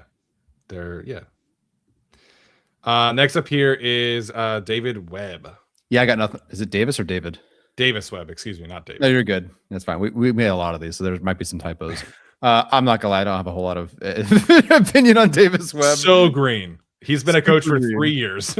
Yeah, so like he was I was like 2017 third round pick. The dude's contract just expired. Yeah. Bo Nix's development is a very tricky selling point for me on here because I think we all wanted to play the Broncos because he sucks. Yeah. But look, I will say that whatever Bo Nix was, I think there was some more development than maybe we expected. I think for sure maybe been better than expected. And of course, obviously a lot of, Sean Payton overtones over there with the Broncos. So your turn.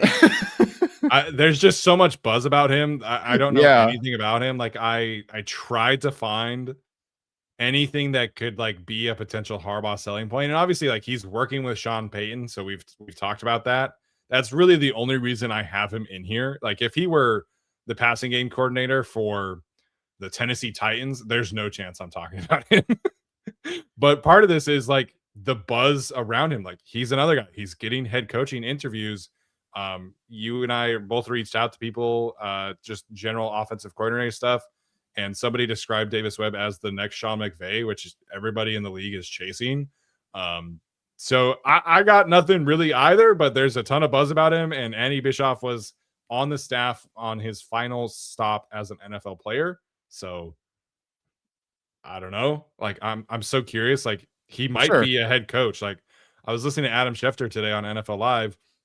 Schefter thinks Davis Webb might be the Steelers head coach. Like it's crazy to me. He was playing in the NFL in 2022, and he might be the Steelers head coach in 2026.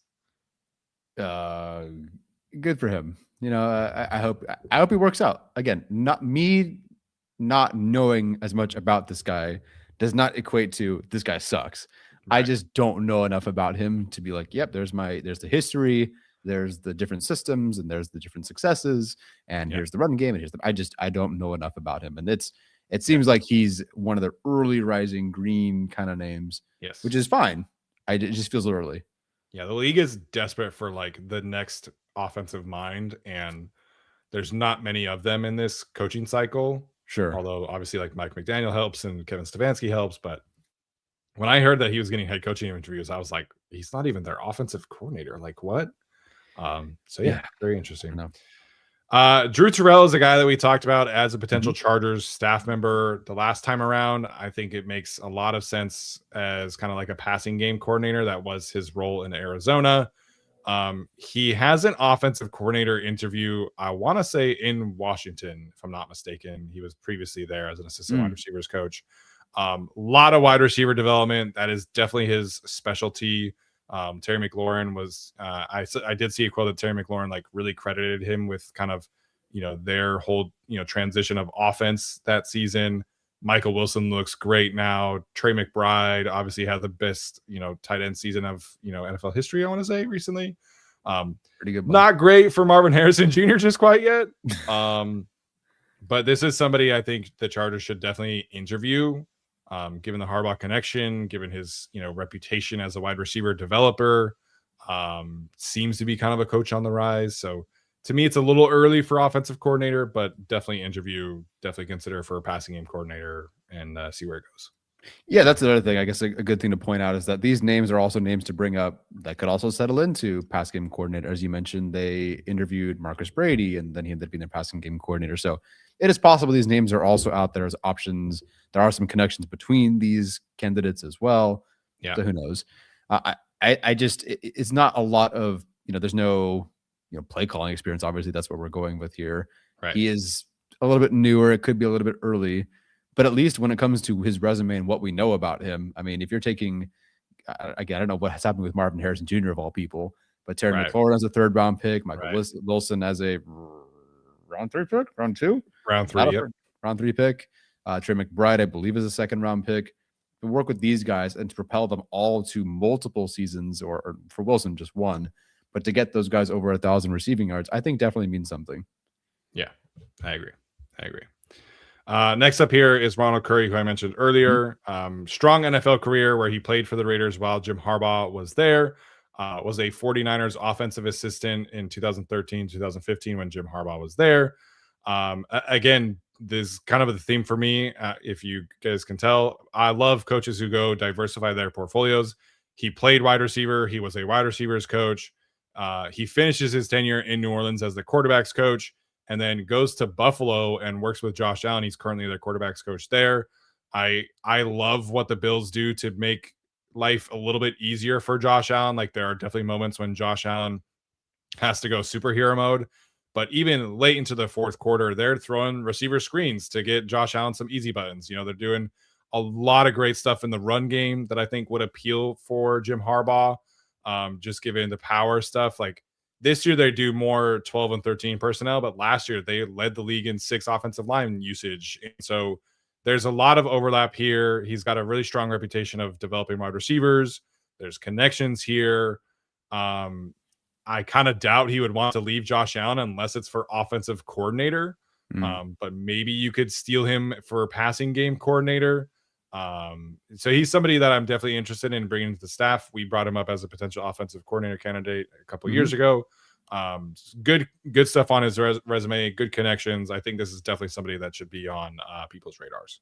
Yeah, intriguing as is for an offensive coordinator role when we talked about it in 2023 to now, as you said, I've gone to then also add the Bills and Josh Allen and that whole system to his resume is pretty good too. So again, like all this section of this list, this category C of coaches. By the way, just I category C does not mean C tier. Just there's a group C. It's a interesting option. It's an intriguing option here. Yeah. I will move on to the next one. No, you're totally fine. The next one is JT Barrett. I remember him as the Ohio State quarterback. It did not work out. And then Cardale Jones ended up winning the national championship. I think he was like a 3rd string quarterback behind JT Barrett and somebody else. Ended up as a Saints practice squad quarterback. I think this is an individual. I think it's notable where he went. Obviously going with the Lions to, as an assistant quarterbacks coach, and then with the Bears following Ben Johnson as their quarterbacks coach. And I think just seeing, not that it's specifically all because of him, right? And of course, there's a Ben Johnson part of this as well. But to go and to work with Jared Goff and that kind of career turnaround and to have so much time with Dan Campbell and Ben Johnson and these guys, and then to go follow Ben Johnson to the Bears and to see what Caleb Williams is doing right now. Granted, is Caleb Williams very talented? Yes, he's very, very talented. We knew this was possible for him. Yeah. But to see the dramatic difference and what he's done, I understand there's a Ben Johnson of it, but he is the quarterback's coach. JT Barrett is the quarterback's coach. To see him work with 2, at the time struggling individuals and to get them to these where they are right now is fantastic. So working with Caleb Williams, you had on here credited with lots of the trick plays in Ben Johnson's arsenal. That sounds great. As much as I loved the backwards pass for negative 52 yards in Kansas City, I believe is what it was. where Keenan threw it back where to Keenan Allen threw Yeah. it back to Mark Hampton. Don't love that. I would love some more actual trick plays that do work.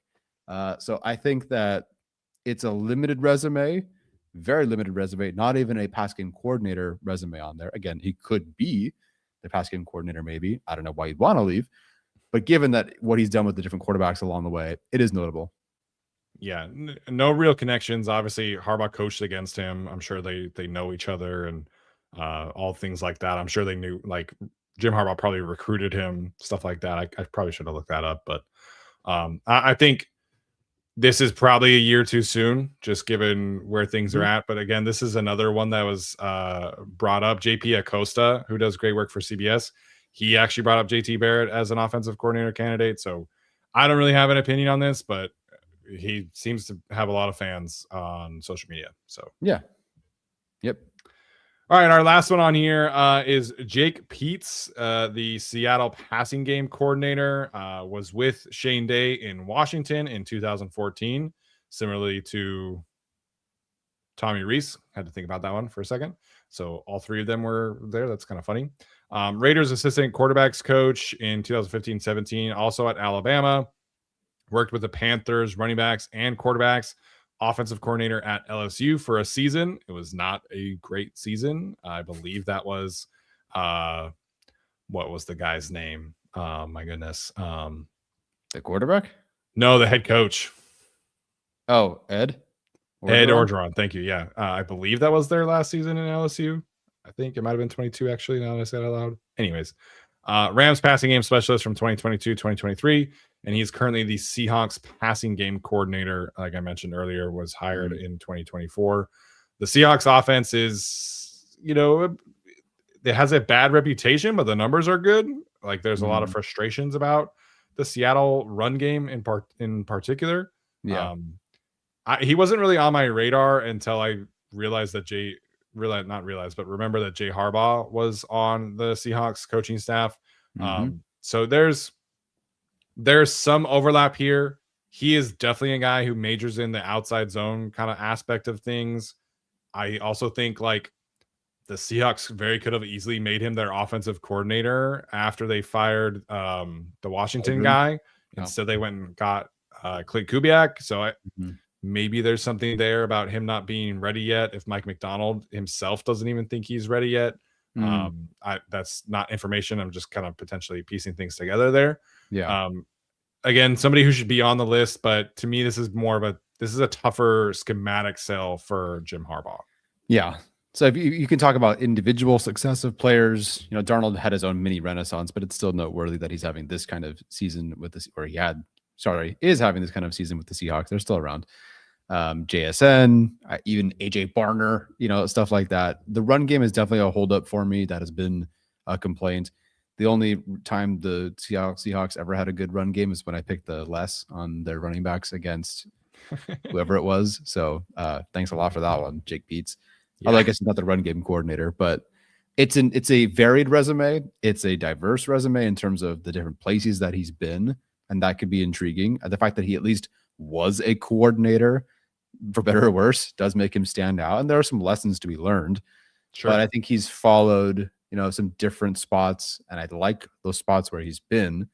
I'm glad you pointed out that he was not the guy that was picked for offensive coordinator. Would that change if they had to redo it this year? And perhaps, he's got another year and he would be a better option, maybe. But yeah, in terms of the schematics, which is the most important thing, I think, I'm not 100% sold. This is a good point from Thomas Martinez that Peetz was Christian McCaffrey's running backs coach in 2019 when McCaffrey went nuclear for like 2,500 total yards. He also actually played defensive back. So he's one of those guys that's kind of like play defense, switch to the other side. It's very common the other way around, I think, but something worth bringing up for sure. Yeah. So him and Shiohas, however you say it, of the guys who haven't quite done it yet, but are potentially on their way to doing it, those two, I like their resumes the most of this tier. Yeah, I agree there. All right. That is our list. Again, not a ranking, not a preference. We just wanted to get names out there and talk about some options. So do you have a top three after doing that? Yeah, McDaniel, Monken, and I think Frank Smith at this point has to fit into that top 3 for me. Not that McDaniel's realistic, but those 3 to me. I would say those 3 are my top 3 as well. You can sell me on potentially David Shaw, I guess. You can sell me on Arthur Smith. Actually, I think I might put Arthur Smith at 4. I don't mind that. Arthur Smith would probably be in my top 5. And not that I love him, but House at 5. Yeah, I think that's fair. So I would pull him from that grouping. I would pull Frank Smith, and Monken from the other one, and from the top like veteran head coach options. Yeah, I think I would go with McDaniel. Arthur Smith is going to be a tougher fan base sell, but the fit kind of does make a lot of sense. Like it is easy to see why Harbaugh would pick him. Yeah, I agree. All right, you guys, let us know who your top 5 is, or top 10 if you want to do a top 10. And we'll have some chats there going forward. So we'll finish today's show with the rest of the super chats going forward. We got 53 today, which is kind of crazy. A lot of excitement about Greg Roman being fired. Montserrat wants to know if Keenan was a mistake. I feel like Herbert looks for 13 way more. With Q, I feel like they're trying to make it work because he was a first rounder. Ladd should be target number 1. Yes and no. I think the thing with Keenan is he was not someone they signed in March. It was, oh God, Mike Williams just retired. Yeah. And at the time, technically Trey Harris was doing a bit of a mini holdout. Rashawn Slater went down. Okay, so we got to throw this in quickly. We need someone Herbert trusts immediately. And we have 3 weeks to figure this out. It had to basically be Keenan Allen. So in that regard, I don't think it was a mistake. I think he's done enough. And he anchored them very early on in the season. Yeah. It just never became anything for anybody else. So I don't think it was a mistake, but it did hinder them longer term. Yes, I agree with that. And I think just would have liked to see Ladd get a lot of those opportunities, or I would have liked to see there be more of a balance between the Keenan touches and the Ladd touches. When they signed Keenan, I was like, okay, if he's your wide receiver 3 or 4, I get it. But he kind of was like wide receiver 1 some games. And, just those targets were not super valuable.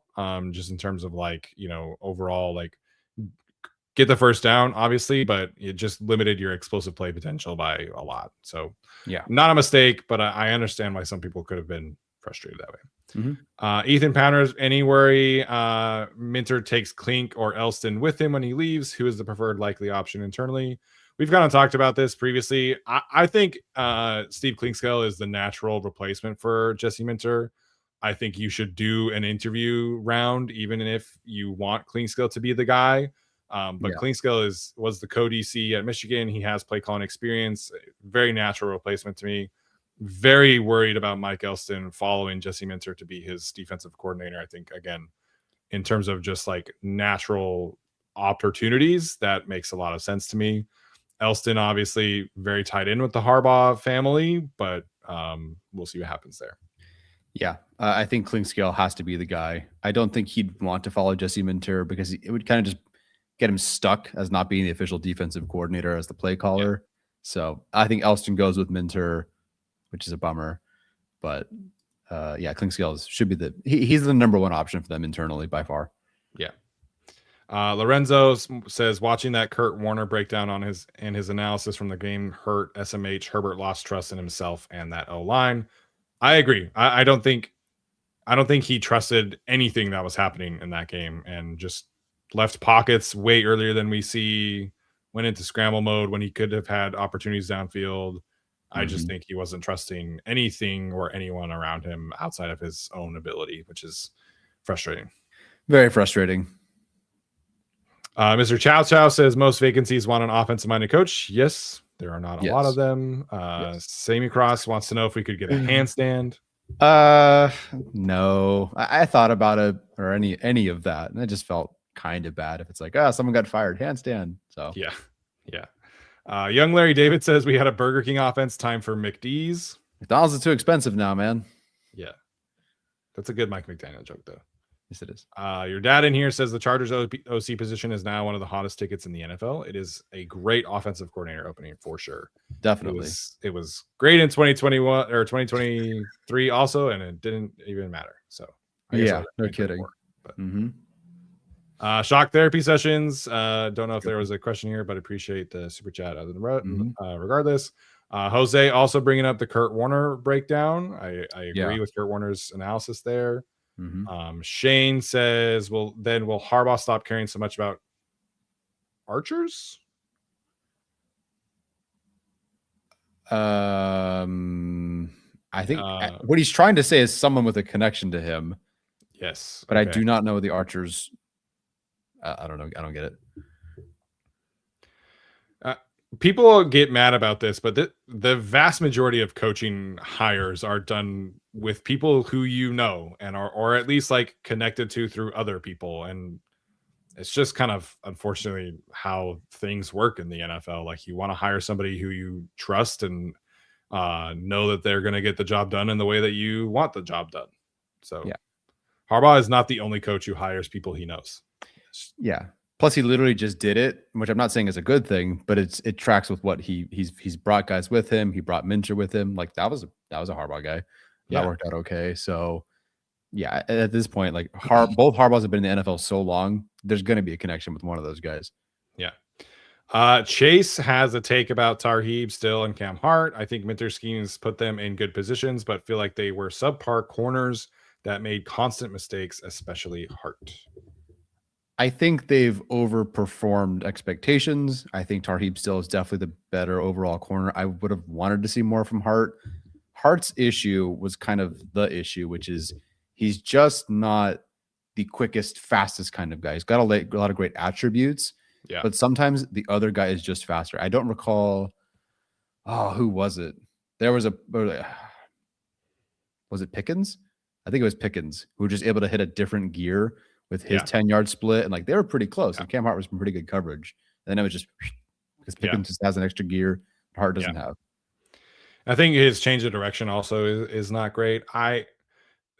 My thing with Cam Hart is that you got to let him press more than Jesse Minter does, and I'm not complaining about Jesse Minter. Like I think if you're going to maximize Cam Hart, you got to let him press coverage more often.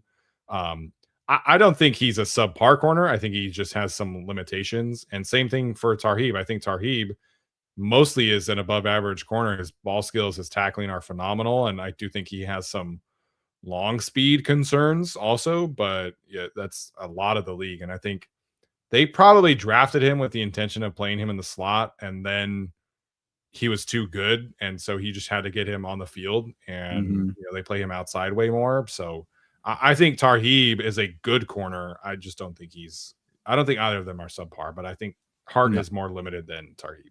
Yes. Meta says, keep that defense together, release the double agents into your offensive line, build some depth with free agency and draft. Speaking of free agency, any big names to get? Long way to go there. But definitely offensive line is probably where I would see them spending. Yeah, spend an offensive line if they don't sign anybody else. To me, it feels like defensive re-signs, which is boring for fans, but like, what are you going to do? Bring back Owe, please. And then just go get offensive line. And if you just bring your defense back, go get offensive line, let the draft happen, that's a win. Yeah. I think you could maybe talk me into like a tight end edition of some sort to kind of complement Oronde Gadsden. Totally. Isaiah Likely is available. Yeah. He'll probably be very expensive, but yeah. Ben Bandy says that he's a pastor who lives in KC and my whole congregation persecutes me for being a Chargers fan. Hire someone who can destroy the Chiefs. Similar to the Colorado person in Kansas City, especially, I can't imagine. So hopefully you gave them some slack for sweeping them this year, and that worked out well for you. I love the thought of he just looks in the audience and everyone's just criticizing him, chastising him for being a Chargers fan. The pastor. Yeah. That's funny. Jacob says McDaniel would be his dream hire this cycle. If we can't get him, I'd take Dable. So someone in favor of Brian Dable. That's fun, I guess. He says in-house hire that might be interesting is Sanjay Lal. I don't know if I really like any of the in-house hirings. Like Marcus Brady as the offensive coordinator his background is not remotely similar to anything Jim Harbaugh has done. And his offensive coordinator appearance in Indianapolis was not great. Sanjay's never been a play caller, has been passed over several times for like better positions. Yeah. Shane Day, I understand why you would mention Shane Day, but he also has had several opportunities to move up and has never really been able to. To me, he's a quarterback coach because he's good with relationships and Justin Herbert loves him. Yeah. But yeah, I mean, Sanjay Lal, in terms of who did job well, he's done a phenomenal job with the group. Yeah. So Jumar asked about Sanjay Lal. I mean, you look at the development of Quentin Johnston, but I think that's a very good selling card. Trey Harris kind of, it was a bit of a slower start in terms of his usage, but eventually they got to a great spot with him in terms of his, effectiveness, blocks his ass off. So I think Sanjay's doing a great job.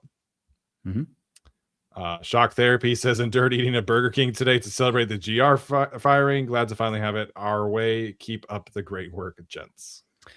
Enjoy that. I have not had Burger King. I don't remember when. It's been over a decade, I feel like. Yeah, I'm generally not a fast food burger fan. Just kind of makes you feel like awful afterwards. Yes, I agree. Steven Sava says, was a combo of both, but after watching the film, was it more wide receivers not being schemed open or Herbert missing them? No plans to stop this pod, right? GAC number 1. I have not watched the film. I believe Steven breezed through it. I will probably just let Kurt Warner show me what the film is. It's a 54-minute video, and he'll talk through a lens of it better than I could just by watching it. Yeah. So, but it seems like it's a combination of both, and it has been a combination of both. No plans to stop the pod. No plans to stop, but maybe we go out with Jim Harbaugh. Yeah, maybe.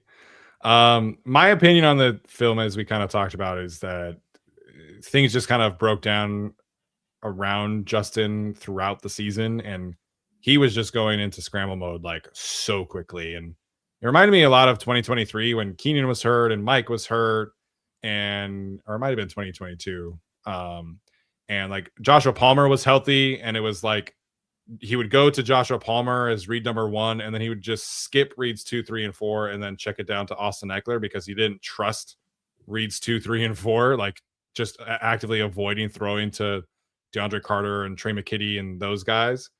It felt like that, where he just didn't trust the people in front of him, especially. And so he would just run when you didn't necessarily have to. I think a lot of the plays, though, that people are criticizing him for, like, there was one Quentin Johnson post route that was like open, but Milton Williams was like right in his grill. It's like, what do you want him to do? Like, could he throw that? Sure, but he's about to get hit, so you got to scramble. So it wasn't a great Justin Herbert game. He missed some opportunities, but I don't know, man. It's tough for me to like blame him with how the system failed him all season long. Fartman 420 says, now I'm actually really glad we were so publicly humiliated with that loss. Unlike the embarrassing cake accident at my wedding, PTFU. Was there someone in the cake, Fartman 420? You let us know. Yikes. CGH says, Mike Shanahan, Indiana Hoosiers OC, please consider. I don't know enough about him, and I did look him up the other day. Not related to Kyle Shanahan or Mike Shanahan. That's what I was about to say. I'm like, Mike Shanahan's the coordinator. Okay, gotcha. But I didn't really consider any college coaches just because I don't know. Like, I think they kind of need to get somebody more experienced in the NFL with that. Yeah, that feels like a pretty big gamble for someone you don't know. Like the Hoosiers offense is like 80% RPO, air raid. Like it's not super conducive to the NFL. Yeah. Crunbuns says, sure. First time super chat. Love the pod. You guys do great stuff. I listen to you guys on the way to work and when I'm at the Iron Palace. Nice. Love that. Wow. I guess we're firing him up to I was gonna say it's like, bro, Greg Roman stinks, and here's the numbers of why he stinks, and it's like, he just cranking out the bench press or whatever. Whatever gets you going, man. That's awesome. Yeah, whatever works for you. Eric, a long-suffering Charger fan and have been listening to the pod forever. It's great content that I look forward to every week. Thanks for all that you guys do. Appreciate the big super chat, Eric, and thanks for jumping in today. Yeah, man, that's very kind of you just to send it in. It's amazing when someone just sends in a super chat like that just to say they support the show. That's unbelievable. Thank you. Yeah. Leah Smith jumping in here. I appreciate you guys. Thanks, Leah, for sending a big super chat. Mm-hmm. This is Josh Alberson, says 18th time catching alive. Which ones are super size? Okay. I think I know what he meant to say here. Remember a certain combination of a certain thing that has to happen for you to be considered a good something. I don't remember what it was. I think that's what he's going for. Yep. Rid says thoughts on Herbert having more fire. Saw a quote from Mac about kill or be killed. You have Derwin always fired up, Thule, Henley, etc. Yeah, I would love for him to be. I think that I know it's sort of, when you're winning and you're making plays, you're more fired up. But if I think of Herbert in his best moments, it is the, pointing during the Dolphins game and all that kind of fired up stuff. So they kind of, I guess you have to have some success to be fired up too. But I do want to see more at this point. So Madison Beer, get him going. Yeah, I think that's fair. Crunbuns wants to know if we think Spanos had a say in the Greg Roman firing. Told Jim if he kept Greg Roman and got the same result, they will reevaluate his future as head coach, or was this Jim's call? This is 100% Jim's call. When you hire Jim Harbaugh, you give him the keys to the building, and he is running everything that happens there. So, as far as reevaluating Jim's future, I think Jim will head coach of the Chargers when Jim wants to, not when the Spanos family wants him to. Yeah, I agree. Jay Coates says, thank God it actually happened. Abish says, what do you guys think the probability of the offense looking worse next year is? Also unrelated. How do you guys sports bet on the Chargers? I feel like they are super unpredictable. I actually do not bet on the Chargers or any team. I do the prize pick stuff because it's fantasy football, but probability of the offense looking worse, I think, is slim. At the very worst, you should be much healthier on the offensive line, and you get Joe Alton, Rashawn Slater back. Omari Hampton should be theoretically much healthier next year. Justin Herbert should be healthier next year. So it'll be tough to look worse than this year. How much better, I think, depends on who they hire. Yeah. Yes, it depends on who they hire. There's a range of outcomes. Obviously, health is a big part of it. And then regarding the Chargers and let's say prize picks, generally speaking, throughout the season, my biggest successes have been someone sacking Herbert and a tight end or a running back against the Chargers defense. Yeah. Tackles are always super easy on prize picks as well. Mm-hmm. Mm-hmm. Theory says that Nathan, I assume this is about Shieldhouse, is from Kansas City, Missouri, and a local high school legend. Would love to see him get an OC look somewhere. He's going to be getting several looks. So good for him. I appreciate Theory for jumping in here and sending a super chat. Yeah, he'll probably be an OC this cycle. Just with who? Yeah. That guy, Liam, says we have to adjust into your offensive line, but do we feel comfortable with our wide receivers as of now? Feels like we're still missing a true wide receiver, $100 million to spend in the off season. Do I feel comfortable? I do and don't. Like comfortable, yes. Do I think there's a Justin Jefferson on the team? No. But I think Gadsden's emergence helps with this in a way. Yep. The number one thing is keeping Herbert healthy and keeping him upright. And if that even just includes a good offensive line for the run game, great. I've leaned more away from like you and I were Penei Sewell over Jamar Chase guys. Maybe not necessarily in terms of rankings. I don't recall where he was for you, but Penei was number one in that class for me. Yeah. Yeah. We were the trench guy in that case over the receiver guy. And it's like, wow, look what the Bengals did. But then now it's like, look what the Bengals did.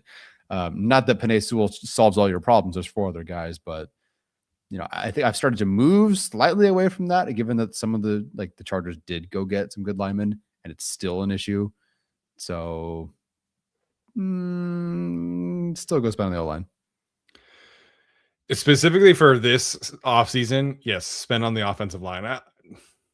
The wide receiver free agent market to me is just not valuable. Like there's not really ever great receivers that hit free agency. Yeah. And every single year there's 25 wide receivers that go in like the first 3 rounds. Like I don't really see the value of going to sign a free agent wide receiver anymore, unless it's like signing DJ Chark was fine and signing Mike Williams was fine. But trying to go get like a number one receiver in free agency, I just think those days are kind of gone. Like those guys just don't hit free agency. This upcoming wide receiver free agency group is like Romeo Dobbs and Alec Pierce. And like, I'm not spending $25 million on either of those guys, but that's what it's going to take. And so I would rather spend $25 million on a center and a guard or a center and a tight end or whatever the case may be. But I just don't really see the value in doing that. Yeah. Chow Chow says, I hope Jim Ortiz front office are watching now. I would love for them to watch the podcast. I assume that's what he's saying here. I don't believe so. If you're watching, please go do something else. Yeah. Mo says, great work, my friends. We Thank appreciate you that very much. They said, we said, says, how much are we worried about a mass drain of defensive player talent following Minter, Owe, and Tart? I'm looking at you. I think, not that this is exact, but while Minter is the defensive coordinator, a lot of Chargers players like Joey Bosa, Khalil Mack, I think Joey in particular, really loved like Gift Smith. He was their guy. Yeah. And so I think Elston, so long as the relationship is good with them, he could be that guy for these, for Tar, for Owe as well, because, more directly involved with them. Yes. Obviously, a lot of this also depends on location. Like, I kind of have a hard time picturing Owe going back to Baltimore if that's where Minter ends up, kind of thing. Yeah. But I think mass drain, I just don't know if there's a lot of players. Like Tony Jefferson already came out and said that he wants to be back with the Chargers, for example. Yeah. If Bud Dupree leaves, I don't really care. if Denzel Perryman leaves, it's like whatever. Like the only players I care about are the two on the screen. And at the end of the day, like money talks, and players are like us. They don't want to move if they don't have to. And so if the Chargers do business with them, I think it'll work out. And even if Elston leaves, like, if you're the team that's giving to your Tart the most money, at the end of the day, he's gonna stay. Yeah, I think so. Merlin asking a similar question about wide receivers. There's a 0% chance they're targeting somebody like Justin Jefferson. That is not happening. They don't have the draft ammunition to do that. And like, again, trades like that are just so difficult to pull off. But maybe they do a second round receiver again. I think that would be like the most, this most significant investment they would make is that kind of thing. But I kind of think they're not set, but Ladd McConkey, Quentin Johnson, Trey Harris is a really good trio to start with. And we'll see about KLS. And then you got to replace Darius Davis and things like that. But I don't think they need a number one wide receiver. I think they need offensive line upgrades more than anything else right now. I definitely agree. It's tricky because you're not cutting or probably not trading QJ because he's a big part of their offense. You're not trading or moving on from Ladd, nothing to Trey Harris. I don't know about Keandre Lambert-Smith's future. We'll see. To me, they got to find whatever round it is, the next returner for them. If Fick can sticks around, and I think he should, go find that next returner. Because Darius Davis, the idea made sense, but he's a shell of his former self. It's sad. Yeah, it is sad.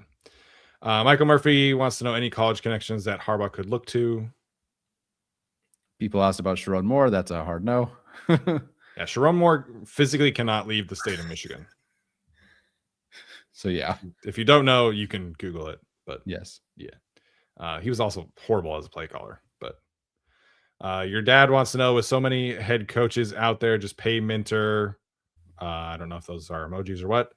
To stay and go get some titles. I wish. Great. I wish. There's a chance with Pittsburgh opening that they could potentially keep him, but we'll see.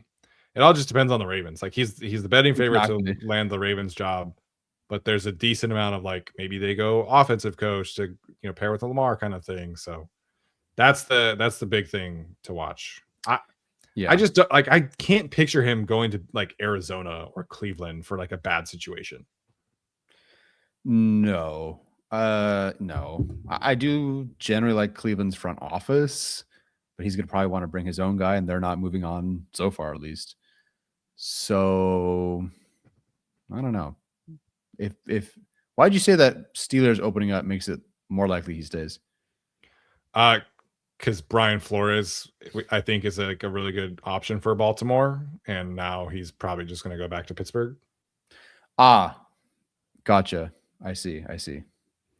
So it takes, I think, like it takes like Stefanski potentially away from Baltimore. It takes Flores away from Baltimore. I don't know. They could hire Nathan Shieldhouse or Davis Webb or whatever, but yeah, as Schefter suggested. So 9 coaching openings though. It's crazy. Charlie Sinclair wants to know, pre-firing, why weren't you guys that confident Roman would be gone? Seemed pretty clear. Keep up the good work. Hopefully we land McDaniel, he says. Because of the connections and multiple stops at multiple places, and the fact that he brought him around, and generally speaking, you listen to us talking the whole season. There was nothing about Brian Dable or what about Greg Roman that was like, oh yeah, we love him. We plenty wanted him gone, but the loyalty was there on top of the fact that, Bradley Bozeman was their captain and stuck around, and Harbaugh just with that specifically be, just kind of seemed to be playing some favorites here. So no, I wasn't confident he'd be gone. Yeah, I think I just read one of the other upcoming super chats, but I think it was just the human side of things and the fact that he has hired Greg Roman at 3 different occasions and didn't interview anybody else for the offensive coordinator, like legitimately. So I just kind of figured they would look at all the injuries and the offensive line stuff and, maybe do like a passing game coordinator and an offensive line coach change and then call it good. But I'm very happy they decided not to do that. Merlin says, great job this year on the show, guys. The end of the season sucked, but new offensive coordinator brought hope back. Need to shut up Nick Wright. He hates Herb so much you would think he beat him up for his lunch money. No, Herbert was just the impossibly, talented, very smart, by all accounts, very kind human being in high school that you wanted to hate because he's so good at everything and so talented, but he just couldn't find anything. Yeah. I don't know. He's been anti-Herbert forever in the worst way possible. I don't know. Yep. Charlie wants to know if we think there's an OC favorite right now. Internally or from us? I think like, is there somebody that we would predict to be the favorite is his question.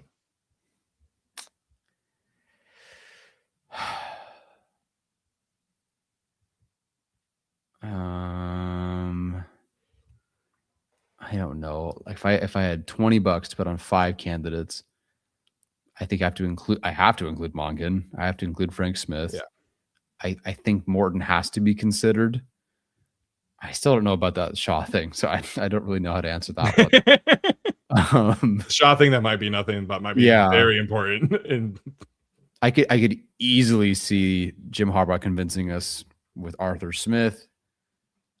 I just don't see. I wouldn't put money on Mike McDaniel being an option, for one, because I think he's a head coach, but 2, I just don't know if the fit culturally and stylistically and personally is there.